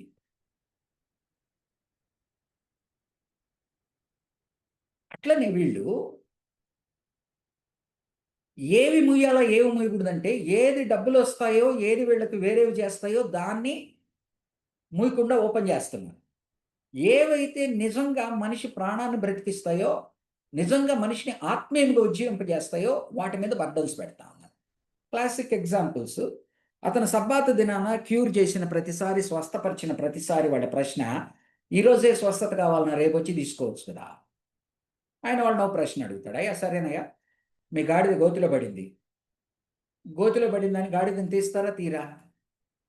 మరి బరువు ఎత్తకూడదు కదా సబ్బాతు దినాన, మరి గాడిద బరువు కదా, దాన్ని తీస్తారా తీరా? అక్కడే వదిలేస్తారా? లేదు లేదు, అది తీస్తే అక్కడే ఉంటే ఆ గాడిద చచ్చిపోతే వీళ్ళకి నష్టం, కాబట్టి దాన్ని ఆ రోజు అయితే తీయచ్చు. మరి మీరు శారీరకంగా మీకు అవసరం ఉండేటువంటి గాడిద దాని ప్రాణానికి నొప్పని ఏదో ఒకటి చేస్తున్నప్పుడు, నేను ఆత్మీయంగా వీరు రోగంలో ఉన్నారని వీరిని నేను స్వస్థపరుస్తూ ఉంటే ఆ యొక్క సబ్బాతు దినాన మీరు ఎలా ప్రశ్నిస్తారు? సో ఆయన ఏదైతే ఆత్మీయముగా పనులు చేస్తూ ఉన్నాడో, వాళ్ళు ఏలోకపరముగా వాళ్ళు సబ్బాతును వారికి అనుకూలంగా మలుచుకుంటే, ఈయన ఏలోకపరముగా వారు దేన్నైతే సబ్బాతును వారికి అనుకూలంగా మలుచుకుంటున్నారో దాన్ని ప్రశ్నిస్తూ, ఆత్మీయపరముగా జరగవలసిన వాటికి సబ్బాత్ అనేది అడ్డము రాకూడదు. ఆత్మీయ విషయాల్లో సబ్బాత్ అనేది అడ్డము రాకూడదు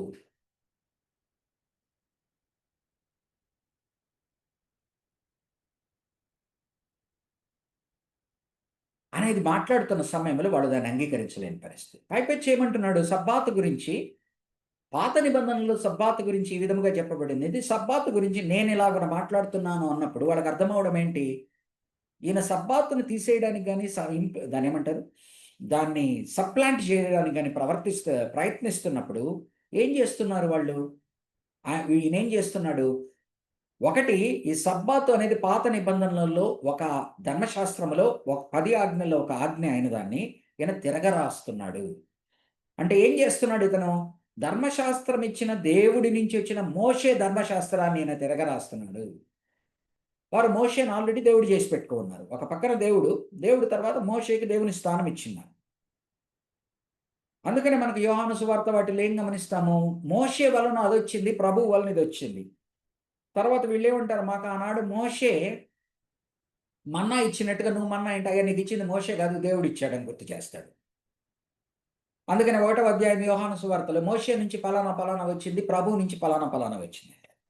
హెబ్రీ పత్రికలో మోషే ఇల్లంతటిలో నమ్మకమైన వాడు, కానీ ఈయన ఇల్లు అయి ఉన్నాడు, ఇల్లు కట్టినవాడు అయి ఉన్నాడు, ఈయన కుమారుడు అయి ఉన్నాడు. ఇవన్నీ ఏంటి అర్థము? వీటంతా ఆ కాంట్రవర్సీ ఏంటి, కాన్ఫ్లిక్ట్ ఏంటి?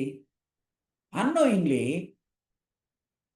What ever has come through Moses has been appropriated to Moses and Moses was elevated to a godly figure. So whenever Jesus is speaking something, they are bringing Moses in between. And behind that, దేవుడే కదా ఇచ్చింది, దాన్ని నువ్వు ఎలా ఇచ్చేస్తావు. So Sabbath కాంట్రవర్సీస్లో ఆయన ఏం చేస్తున్నాడో గమనించండి. ఒకటి, వీళ్ళు మోసెస్ని డైఫై చేసి ఉన్నారు.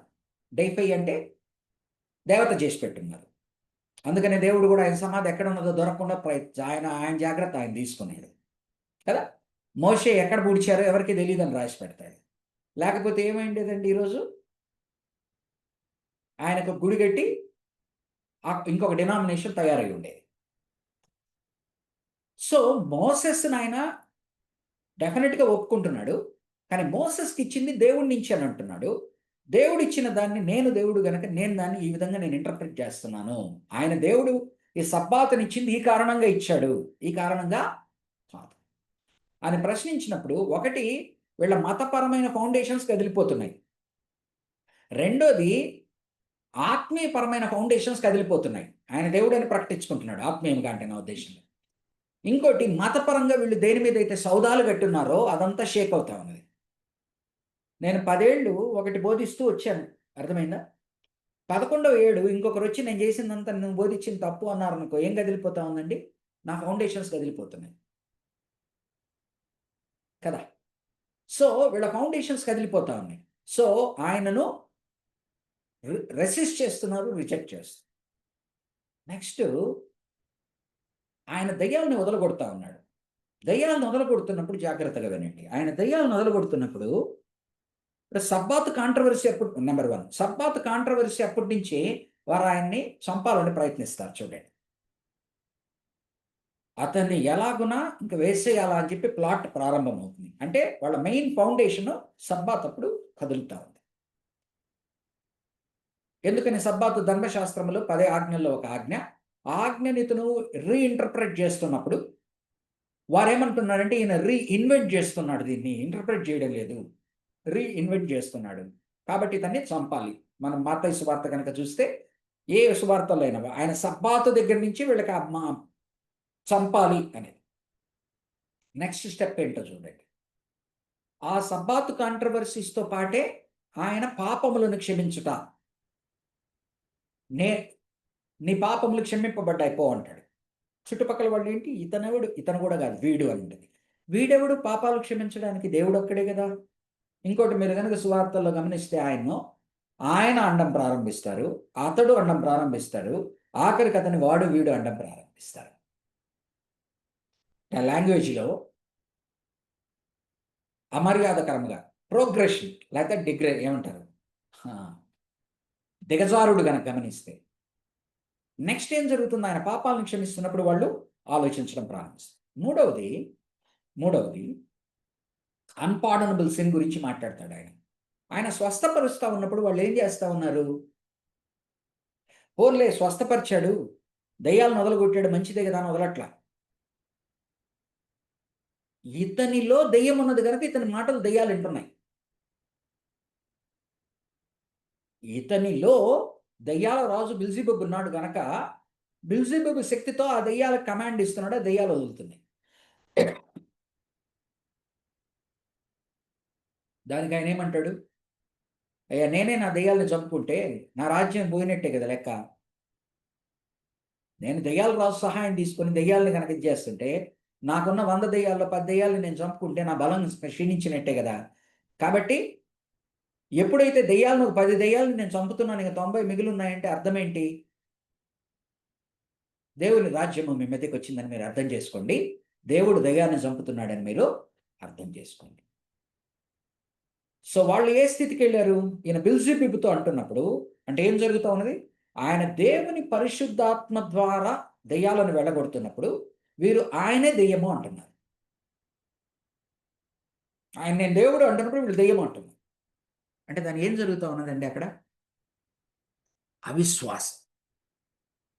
ఆ అవిశ్వాసం ఏ స్థితికి చేరుకున్నదంటే, దేవుడు తన పరిశుద్ధాత్మ ద్వారా చేస్తున్న పనిని గుర్తించలేక తిరస్కరిస్తూ ఉన్నప్పుడు వారిలో అవిశ్వాసం ఎంత నాటుకుపోయినది. అందుకని ఆయన ఏమంటాడు, ఓకేనయ్యా నేను దెయ్యాలని బెల్జెబూబు ద్వారా వదలగొడుతున్నాను అనుకుందాం. మరి మీ వారు కూడా దెయ్యాలను వదలగొడుతున్నారు కదా, వారు దేంతో వదలగొడుతున్నారు? సో మీరు డబుల్ స్టాండర్డ్స్ ఉపయోగిస్తున్నారు కదా. మీ వాళ్ళు దెయ్యాలు వదలగొట్టినప్పుడేమో సొలొమోను పేరు పెట్టి చెప్పు, ఎలీషా పేరు చెప్పు, ఏలియా పేరు చెప్పు, మంత్రతంత్రాలు చదివో పోగొడుతున్నారు కదా. మరి మీకొక స్టాండర్డ్ నాకొక స్టాండర్డ్ ఎలా అవుతుంది అని అంటూ, ఏ పాపమైనా క్షమింపబడుతున్నది కానీ పరిశుద్ధాత్మ దూషణ క్షమింపబడని నేరము.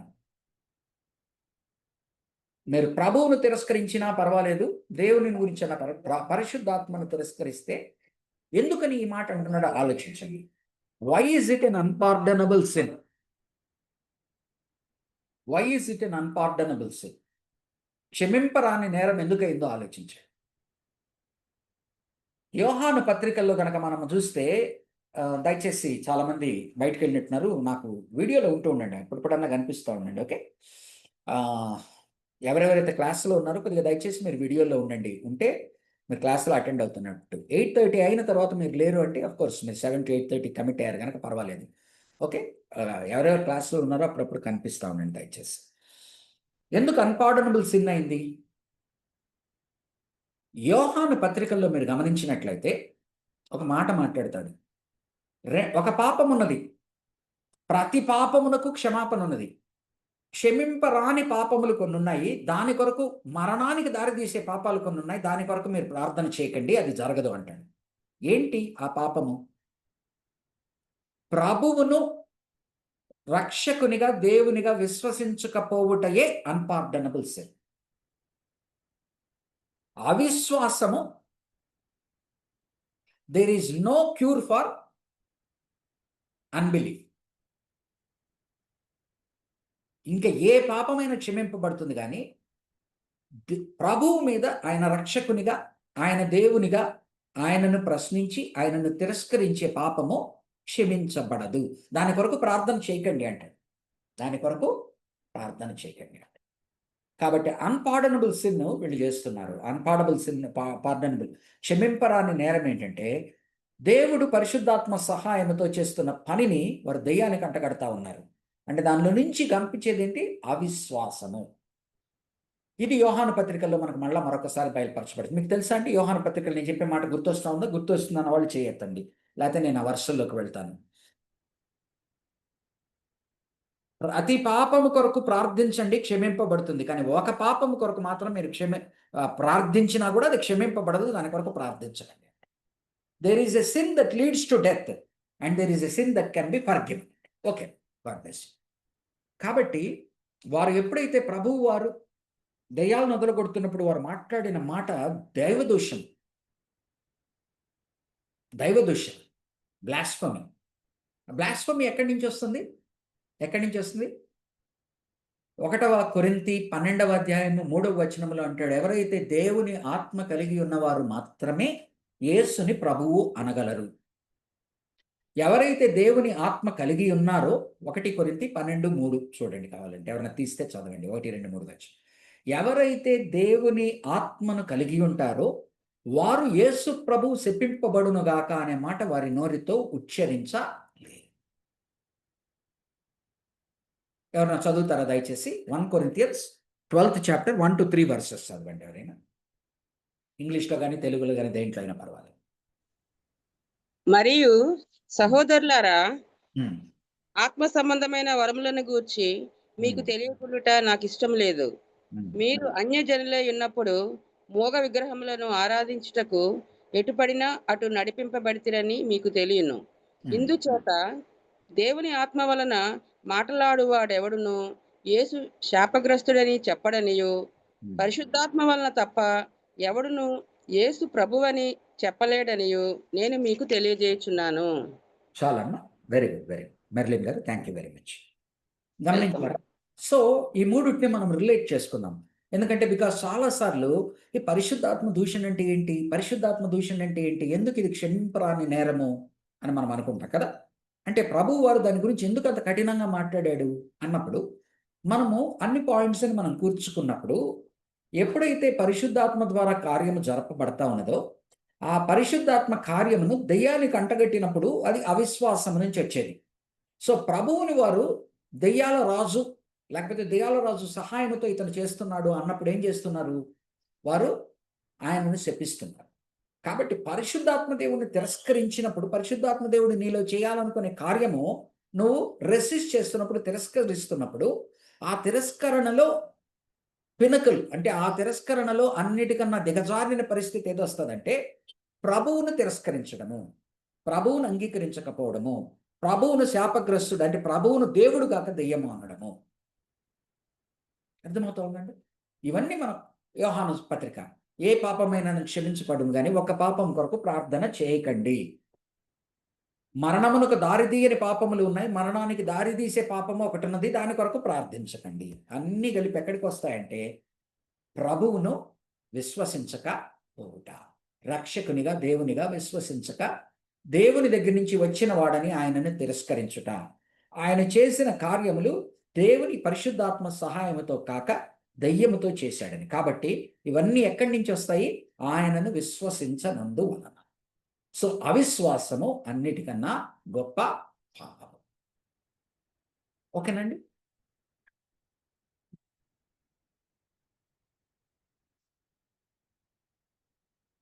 ఈ 12 నుంచి 20 భాగంలో తన మరణాన్ని ఆయన ప్రెడిక్ట్ చేస్తాడు.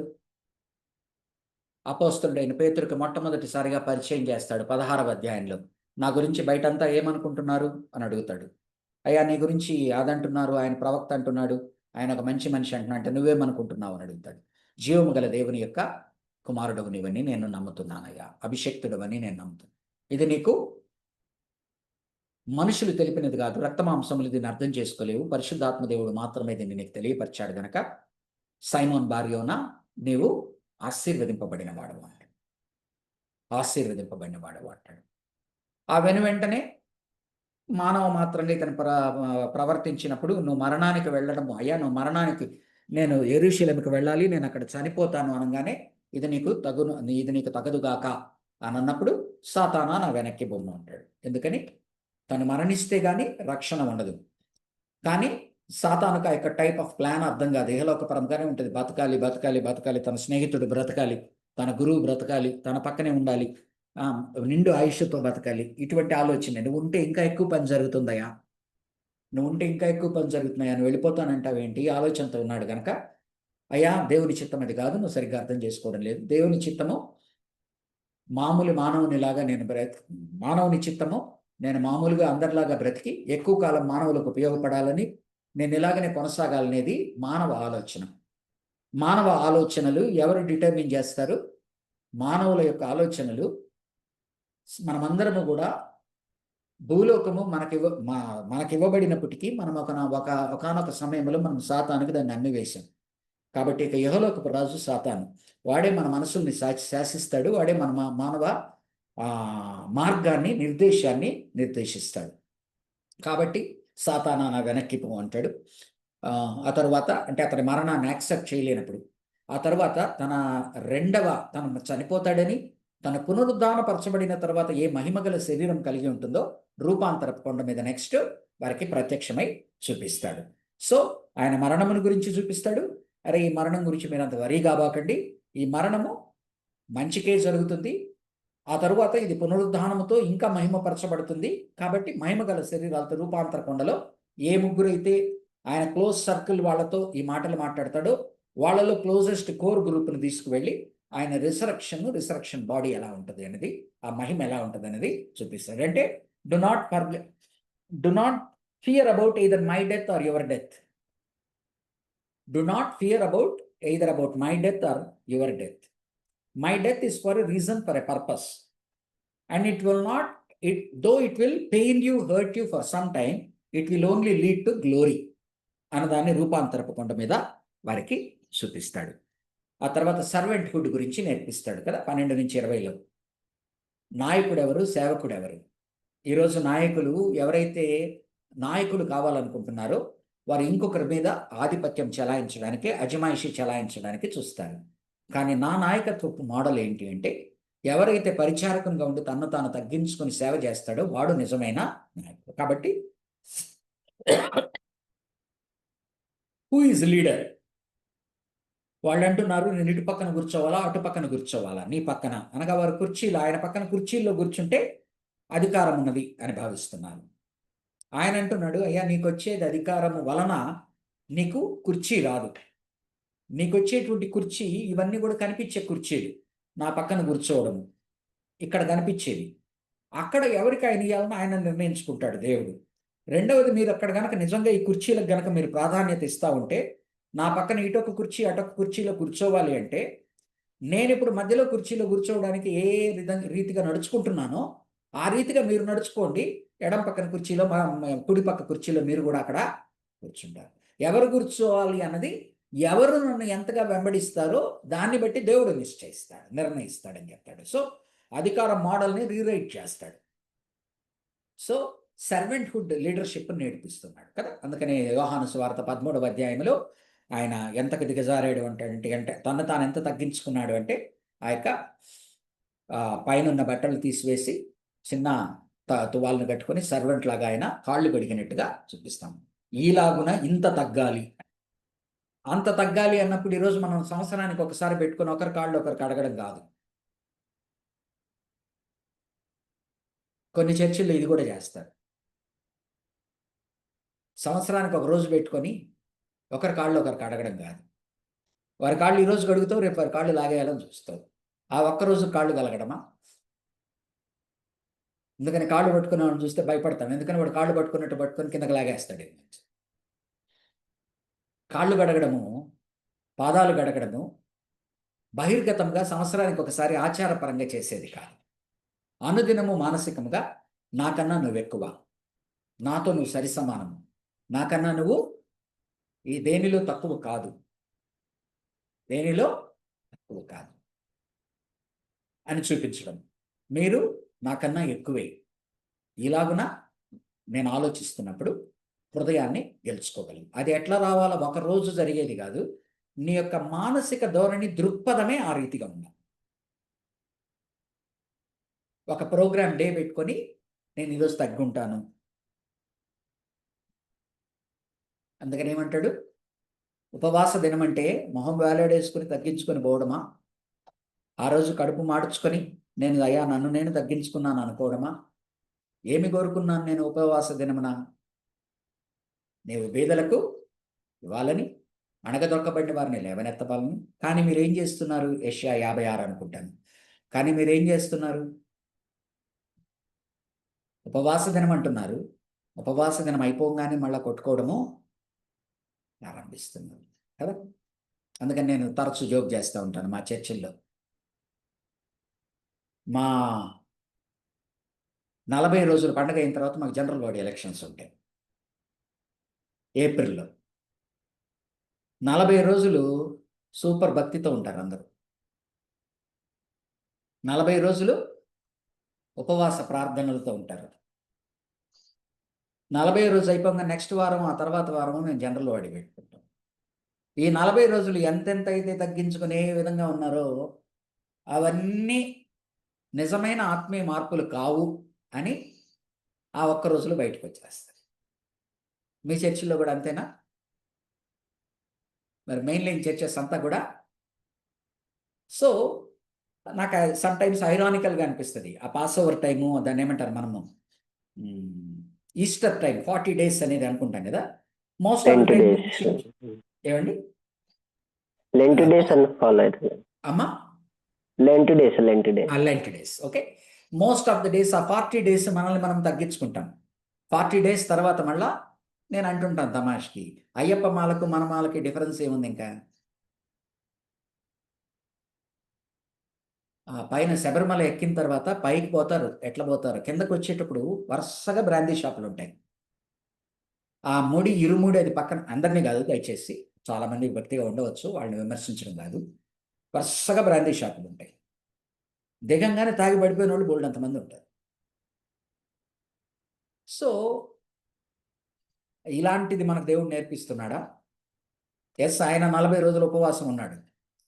మనం 40 రోజులు ఉపవాసం ఉండడం మంచిదే, ఉండాలనుకున్న వాళ్ళు ఉండండి. నా నమ్మకం, మా ఇది ఏంటంటే, నువ్వు శరీరాన్ని ఎంత నలగొట్టుకున్నా ప్రయోజనం లేదు. నువ్వు శరీరాన్ని ఎంత నలగొట్టుకున్నా ప్రయోజనం లేదు. నువ్వు నీ మనసును ఆత్మీయంగా 365 రోజులు నలగొట్టుకోవాలి, ఆ 40 రోజులు మాత్రమే.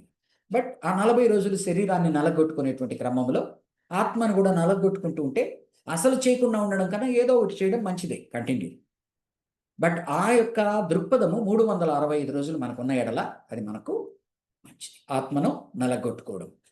కాబట్టి 56వ అధ్యాయంలో యెషయా గ్రంథంలో 55, 56, 57, 56 అనుకుంటాను 58 అన్నా. అమ్మా 58 అన్నా. 58. Very thank you for the correction. 58 ఉన్నది.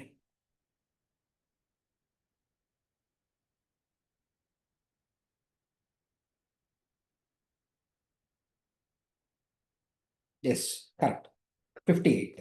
ఓకే, అక్కడ ఏం నేర్పిస్తాడు? నెక్స్ట్ వెంటనే మీరు తగులాడుకుంటున్నారు, నెక్స్ట్ మీరు వెంటనే ఘర్షణ, దీని కొరక ఉపవాసం. కాబట్టి ఇది మనం అర్థం చేసుకోవాలి. ఓకే, కాబట్టి సర్వెంట్హుడ్ నేర్పిస్తున్నాడు. ఆ సర్వెంట్హుడ్లో భాగంగా తమను తాము తగ్గించుకోవడము, తమ ఆత్మని నలగగొట్టుకోవడము, ఎదుటి వారిని తమకన్నా ఉన్నతముగా ఆలోచించు. లాస్ట్ ఇది చూసి ఆపుదాము. సినాప్టిక్ గాస్పెల్స్లో కొన్ని ఇంపార్టెంట్ పాయింట్స్ మాథ్యూలో ఉన్నవి నెక్స్ట్ వీక్ డీల్ చేస్తాను. యాక్చువల్లీ ఈ వీక్ అయిపోద్దాం అనుకున్నాను.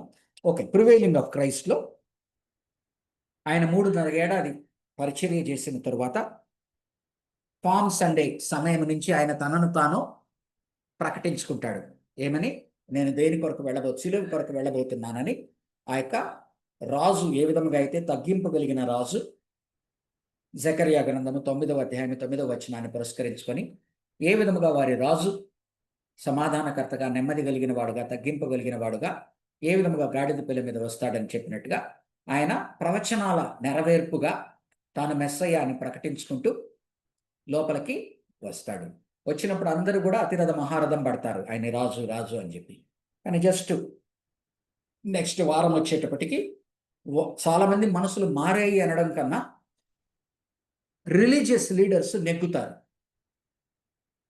అనగా మనుష్యుల హృదయంలో ప్రభువుకి స్థానం ఉన్నది, కానీ వారి యొక్క ప్రభువులైన మత గురువులైన వారు ఈ ప్రజలను ఒక డెసిషన్ని ఒక వైపునకి తిప్పాలంటే ఏ విధంగా చేయాలనో చేయడానికి వారు వారి మనసుల్ని తిప్పుతారు. తిప్పినప్పుడు అన్నీ కూడా it is in God's plan కనుక అన్నీ it will fall in place. So ఆయన లోపలికి ప్రవేశించడము, ఆ లోపలికి ప్రవేశించిన తర్వాత ఇంకా అతనికి ఆఖరి వారము గనక ఆయన చెప్పాలనుకున్నవన్నీ చెప్పేసి కదా. మత్తయి సువార్త 23 అనుకుంటాం కదా. ఓ టు ద ఫారిసీస్, పరిసయ్యులారా మీకు శ్రమ, పరిసయ్యులారా మీకు శ్రమ. 23 అండి, మత్తయి 23 అనుకుంటాను.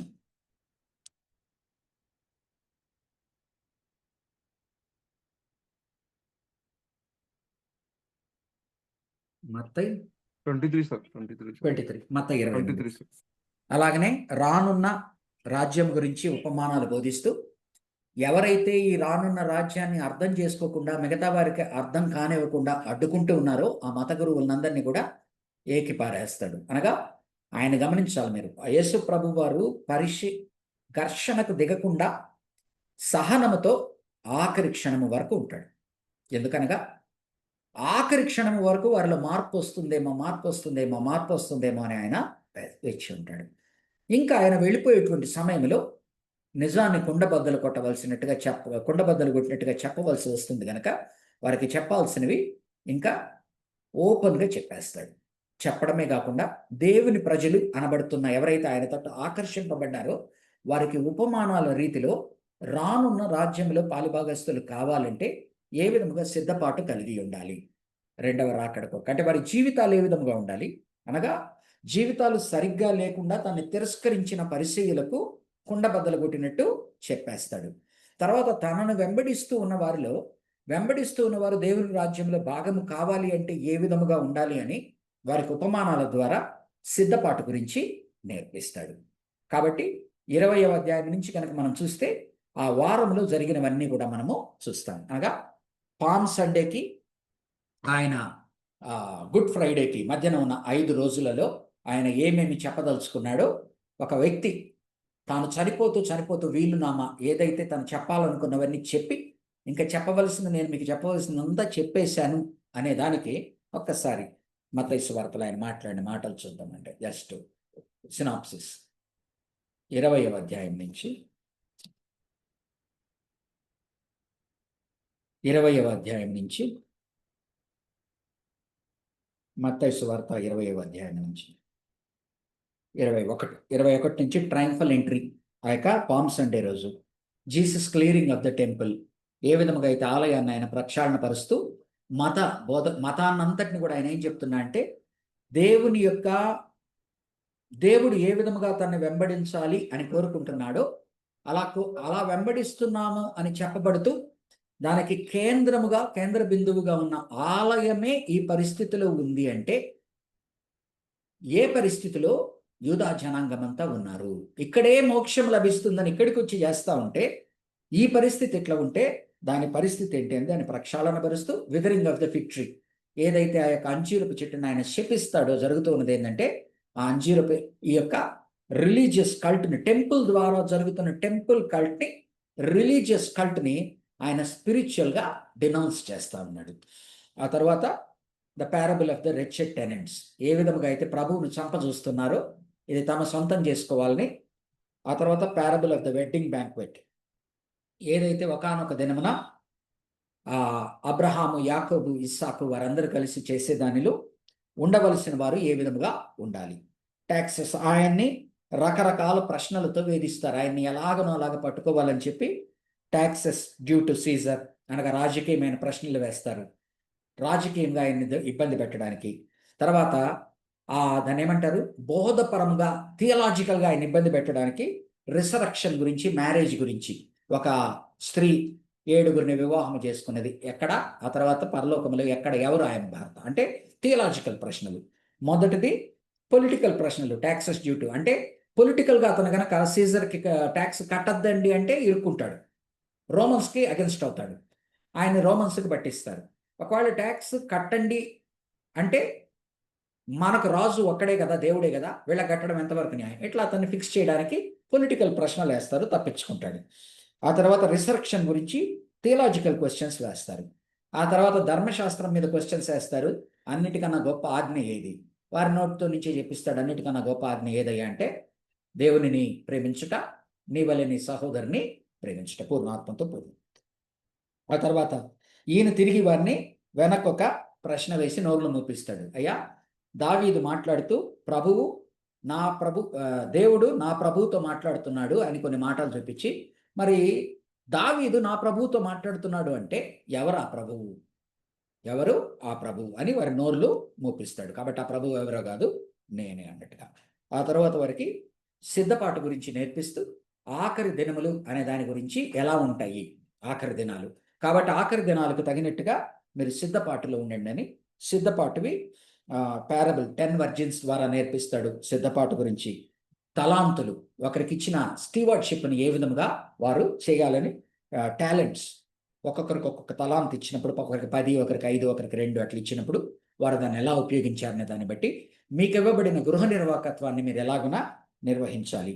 ఆ తర్వాత separation of sheep from the goats, సాంఘిక పరముగా మీ యొక్క జీవితాలు ఏ విధముగా ఉండాలి, సంఘ సేవకు, సమాజ సేవకు మీరు ఏ విధముగా ఉపయోగపడాలి, ప్రత్యేకముగా అక్కడ సహోదరులు అనబడుతున్న క్రైస్తవులను మీరు ఏ విధముగా చూడాలి. ఎవరెవరైతే క్రైస్తవులకు సహాయం చేస్తారో వారిని దేవుడు ఒక రకంగా చూస్తాడు, ఎవరైతే క్రైస్తవులకు సహాయం చేయడో వారిని ఒక రకంగా చూస్తాడు.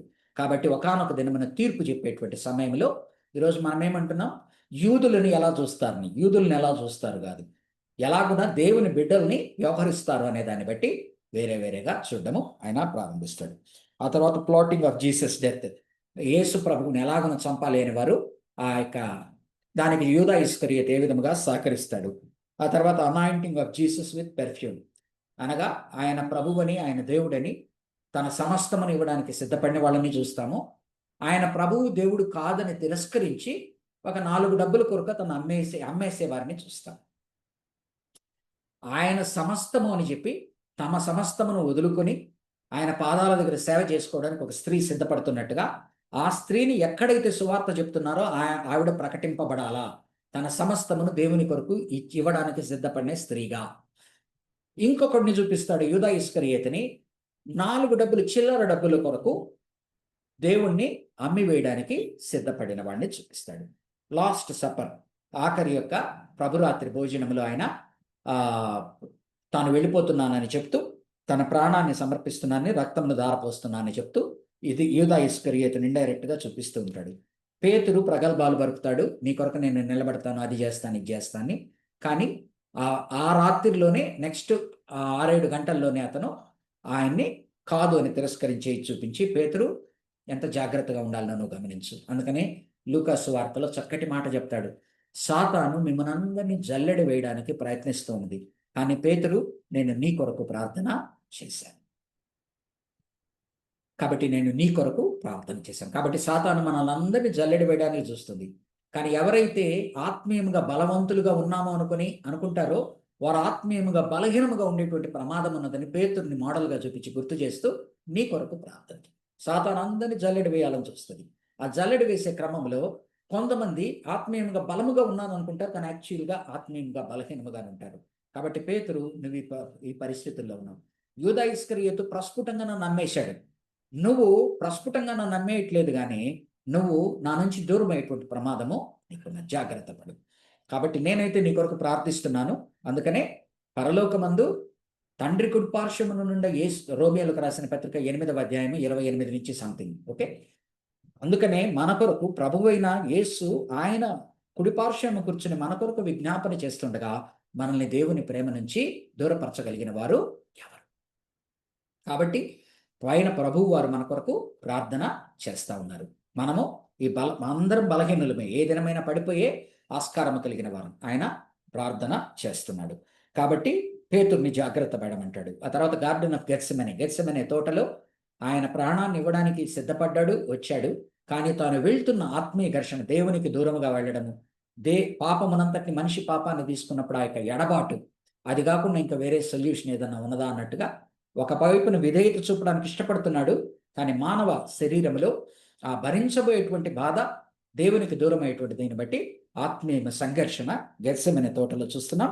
ఆ తర్వాత జీసస్ని ఏ విధముగా యేసు ప్రభు వారిని యూదా ఇస్కరియోతు అప్పచెప్తాడో మనం చూస్తాము. ఆ తర్వాత ఆయనకు జరిగిన అన్యాయమైన తీర్పు, రాత్రుల పూట ఈ రోటికి రూల్స్ ఉన్నాయి. రాత్రిపూట పోలీస్ స్టేషన్లో స్త్రీని ఉంచకూడదని కొన్ని రూల్స్ ఉంటాయి. సాయంకాలం అయిన తర్వాత కొన్ని చేయకూడదు అని. కోర్టులు సాయంకాలం కన్వీన్ కావు, దానికి ఒక టైం ఉంటుంది. కానీ వీళ్ళు న్యాయానికి, చట్టానికి, నీతికి విరోధముగా కోర్టుని రాత్రి శాన్హెడ్రిని కన్వీన్ చేసి అతన్ని అన్యాయపు తీర్పుకి గురి చేస్తారు. ఆ పక్క రోజు వీరు పస్కా పండగ, పవిత్రమైన పండగ, పస్కా పండగ సమయంలో మనమందరం పరిశుద్ధులుగా ఉండాలి అంటున్నవారు ఒకవైపునేమో నోటితో అయ్యా రేపు పస్కా పండుగ ఉంది, మేము నీ యొక్క రోమా చక్రవర్తికి సంబంధించిన పిలాతు భవనంలోకి ఎంటర్ కావడానికి వీళ్ళు సూక్తులు చెప్తున్నారు.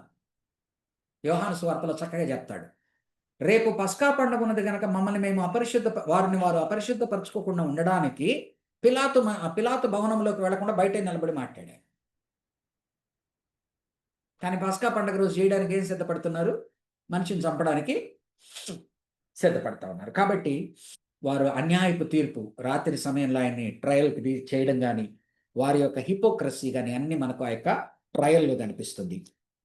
తర్వాత యూదా ఇస్కరియోతు తను చేసిన తప్పును తెలుసుకొని ఆ తప్పును సరి చేసుకునే అవకాశం కూడా లేదని, ఇంకా ఆ తప్పుకు పశ్చాత్తాపమే నాకు లేదు అని నిరాశ నిస్పృహులకు గురయ్యి సంపూర్ణంగా తన ప్రాణాన్నే తీసుకుంటాడు. ఆ తర్వాత ఏ విధంగా యేసు ప్రభు వారిని నానా శ్రమలకు గురి చేసి, అవమానానికి గురి చేసి, ఆయన హింస పెట్టి ఆయన సిలువుకి ఎక్కించారు అనేది మనం చూస్తాం. ఆ సిలువులో ఆయన పలికిన 7 మాటలు, ఆ తర్వాత ఆయన్ని పూడ్చిపెట్టడము, చనిపోయాడని పూడ్చిపెట్టడము, ఆ పూడ్చిపెట్టబడుతున్న సమయంలో ఏదైతే ఆయన్ని నూతనమైన ఇంతవరకు వాడబడని సమాధిలో ఆయన పూడ్చిపెట్టబడ్డము, ఆ సమయంలో అరిమతయ యోసేపు అనేటువంటి భక్తుడు, అలాగనే నికోదేము ఎవరైతే ఇటు యోహాను సువార్తలు మనం చూస్తాం, నికోదేము. అప్పుడు బయటికి వచ్చి ధైర్యంగా వారి ముందుకు వచ్చి ఆయన్ని పాతి పెడతారు. పాతి పెట్టిన సమయంలో ఆ నెక్స్ట్ రిసరక్షన్ మనం చూస్తాము. ఆ రిసరక్షన్ అనేది లేకుండా ఆయన మరణానికి, ఆయన పునరుద్ధానం లేకుండా ఆయన మరణానికి విలువ లేదు. ఆయన మరణానికి డెఫినెట్గా విలువ ఉన్నది, కానీ ఆయన మరణము ఆయన పునరుద్ధానము ద్వారా ధృవీకరింపబడుతుంది. అది పరుల కొరకు చనిపోయిన మరణము, లోకమంతటి కొరకు చనిపోయిన మరణము అని పునరుద్ధానము ద్వారా ధృవీకరింపబడుతున్నది. కాబట్టి పునరుద్ధానమును మనం కొట్టివేస్తే ఊరికి ఆయన మరణించాడంటే ఎవరైనా మరణిస్తారు. ఈరోజు మనం అంటున్నాం నా పాపాల కొరకు మరణించాడు అని, కానీ ఆయన లేకపోతే మన విశ్వాసం అంత వ్యర్థమని కొరింథీ 15లో, మొదటి కొరింథీ 15లో ఆయన అపోస్తలుడైన పౌలు ఆత్మతో చక్కటి రీతిలో చెప్తాడు. కానీ అవిశ్వాసం, ఇందాక మనం మాట్లాడాం అన్పార్డనబుల్ సిన్ అని, అవిశ్వాసం ఎంత పరాకాష్ఠకి చేరుతుంది అనే దానికే మనకు నిదర్శనము ఈ పరిసయ్యులు ఆయన చనిపోయిన తర్వాత లేచాడని, ఆ సమాధి ఖాళీ అయిందని తెలిసి ఆయన బ్రతికి ఉన్న సమయంలో అంతా నన్ను చంపండి నేను లేస్తానని చెప్తున్నదంతా వింటారు, కానీ ఆయన లేచినప్పుడు నమ్మడానికి ఇష్టపడకపోగా అప్పుడు కూడా లంచం ఇచ్చి నోర్లు మూపించాలని చూస్తారు. సో ఆ అవిశ్వాసానికి పరాకాష్ఠగా ఆయన ఎలా రిజెక్ట్ చేశారో చూస్తాడు. ఆయన ఆఖరిలో గ్రేట్ కమిషన్ ఆయన వెళ్తూ అందరికీ వారికి ప్రత్యక్షమైనప్పుడు కొంతమంది డౌట్ చేశారు అంటాడు. కాబట్టి థామస్ లాంటి వాడు కొంతమంది, అంటే సంపూర్ణంగా. కానీ వారిని గమనించవలసింది ఏంటంటే, తోమా కానీ ఎవరైనా ఆయన అనుమానించారు అంటే కంటితో చూడకపోతే అనుమానించారో వారిని అందరినీ ఆయన బలపరచడమే కాకుండా పేతురు ఇంకా నన్ను దేవుడు వెనక్కి తీసుకోడేమో అనేటువంటి స్థితిలో ఉన్నవాడికి పేతురుకు వెళ్ళి చెప్పండి అని మార్కులో అంటాడు, మార్కు సువార్తలు. ఎందుకు అంటే పేతురు నేను అన్పార్డనబుల్ సిన్ చేశానేమో అనేటువంటి భయంలో ఉన్నాడు. నేను క్షమింపరాని నేరం చేశాను, ఇంక దేవుడు నన్ను వెనక్కి తీసుకుంటాడా అనుకునే పరిస్థితిలో ఉన్నాడు. ఒకప్పుడు ఓవర్గా మాట్లాడుతున్న వ్యక్తి అంటే అతని దీంట్లోనే అతను పడిపోయాడు. ఇంకా నేను చేయగలనా, నన్ను దేవుడు వెనక్కి తీసుకుంటాడు. కాబట్టి మార్కు సువార్తలో చూస్తాను, go and tell to Peter నేను రిసరెక్ట్ అయ్యాన్ని. ఒక పక్కనేమో సంశయించేటువంటి విశ్వాస శిష్యులైన వారిని పునరుద్ధాన సత్యాన్ని వారి హృదయంలో బలపరిచి వారిని ఎత్తిపట్టి 12 మందిని గొప్ప రీతిలో వాడుకుంటాడు. 12 మంది అంటే యూదా ఇస్కరియోతు చనిపోతాడు, ఇంకొక అతన్ని తీసుకుంటారు, మత్తయి అనే అతన్ని. ఏదైనప్పటికీ ఆ 12 మంది కూడా గొప్ప సేవ చేస్తారు. అనగా పునరుద్ధానం అనేది వారి జీవితాల్లో ఎంత మార్పు తెస్తుంది అంటే, అపోస్తుల కార్యంలో పిల్లిలాగా కనపడే పేతురు, సువార్తల్లో ఆఖరి సమయంలో పిల్లిలాగా కనపడే పేతురు అపోస్తుల కార్యంలో పులిలాగా గర్జిస్తాడు. ఆయన మెసేజ్ అంతా ఏంటి? రిసరక్షన్. మీరు ప్రభువుని చంపాలనుకున్నారు, ఆ ప్రభువు లేస్తానని చెప్పాడు, దానికి మేమే సాక్షి. ఓకే, మీరు తెలియక చేశారు, పర్వాలేదు, still there is forgiveness. Still there is forgiveness. కాబట్టి రిసరక్షన్ అవిశ్వాసముతో ఆయన మరణించిన తరువాత, ఆయన జీవించినప్పుడు నమ్మని వారు, ఆయన మరణానికి తీసుకువెళ్ళిన వారు, ఆయన పునరుద్ధానపరచబడిన తరువాత కూడా దాన్ని కప్పిపుచ్చాలని చూసిన వారు అవిశ్వాసంలోనే ఉండిపోయారు.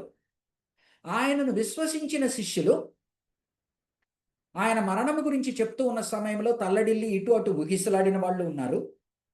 ఆ తర్వాత మరణించిన తర్వాత ఆయన పునరుద్ధానాన్ని సంపూర్ణంగా అర్థం చేసుకోలేక 40 రోజులు ఆయన వారికి పలుమార్లు కనపడి వారిని బలపరచవలసిన పరిస్థితి వచ్చింది. ఆ బలపరిచిన తరువాత వాళ్ళు మళ్ళీ ఇంకా వెనక్కి తిరిగి చూడలేదు. ఆ 12 మంది ఇంక మళ్ళీ వెనక్కి తిరిగి ఇంకా చూడలేదు. వారి జీవితాల్ని ప్రభు కొరకు సమర్పించడానికి సిద్ధపడ్డారు. అందుకని ఆయన ఆఖరిగా చెప్తున్నాడు, అయ్యా దీనికి అంతటికి ఏంటంటే, నేను వచ్చాను, మరణించాను, లేచాను అంటే ఈ సత్యాన్ని కన్నులారా చూచిన మీరు వెళ్ళి సర్వలోకాలకి మీరు సాక్షులుగా నుండి మీరు సువార్తను ప్రకటించాలి. ఎవరెవరైతే ఈ యొక్క దీన్ని విశ్వాసంతో నమ్ముతారో వారిని మీరు శిష్యులుగా చేయాలి. వారు జస్ట్ బిలీవర్స్గా ఉండడం కాదు, వారు డిసైపుల్స్గా కాదు. ఆ డిసైపుల్స్గా అయ్యేటువంటి దీనిలో వారు బిలీవర్స్ అని చెప్పి వారు లోకానికి కూడా ఒప్పుకునేటట్టుగా వారు, నేను ఎలాగనైతే బాప్తిజమం తీసుకున్నానో వారు కూడా బాప్తిజమం తీసుకుని, ఆ తరువాత నేను ఏ ఆజ్ఞలు మీకు చెప్పానో వాటినన్నిటినీ మీరు పాటిస్తూ వారికి శిష్యరికంలో వారిని నడిపిస్తూ ఉండండి. నేను మీకు సదాకాలము మీతో తోడుగా ఉండి సహాయం చేస్తాను. ఇమ్మానుయేలుగా, గాడ్ విత్ అస్.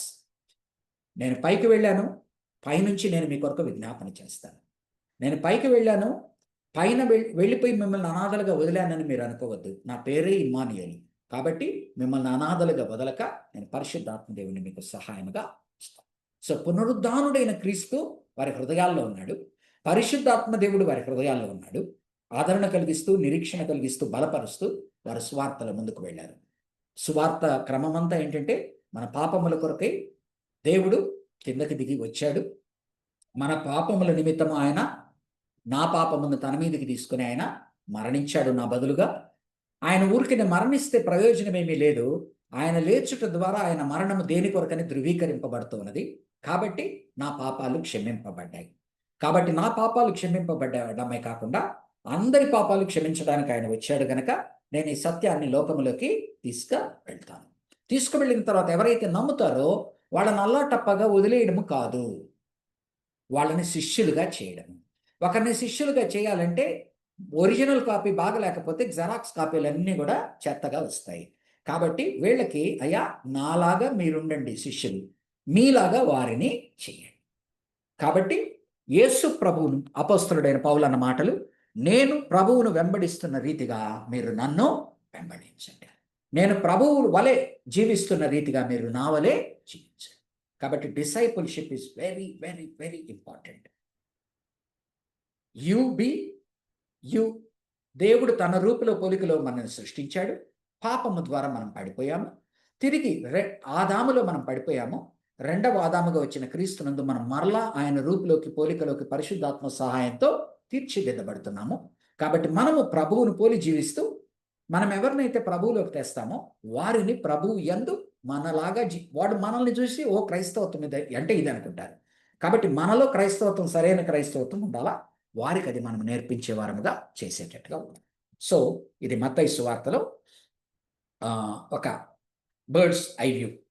28 చాప్టర్స్ ఉన్నాయి కనుక అన్నింటినీ మనం డీల్ చేయలేము ఓవరాల్గా.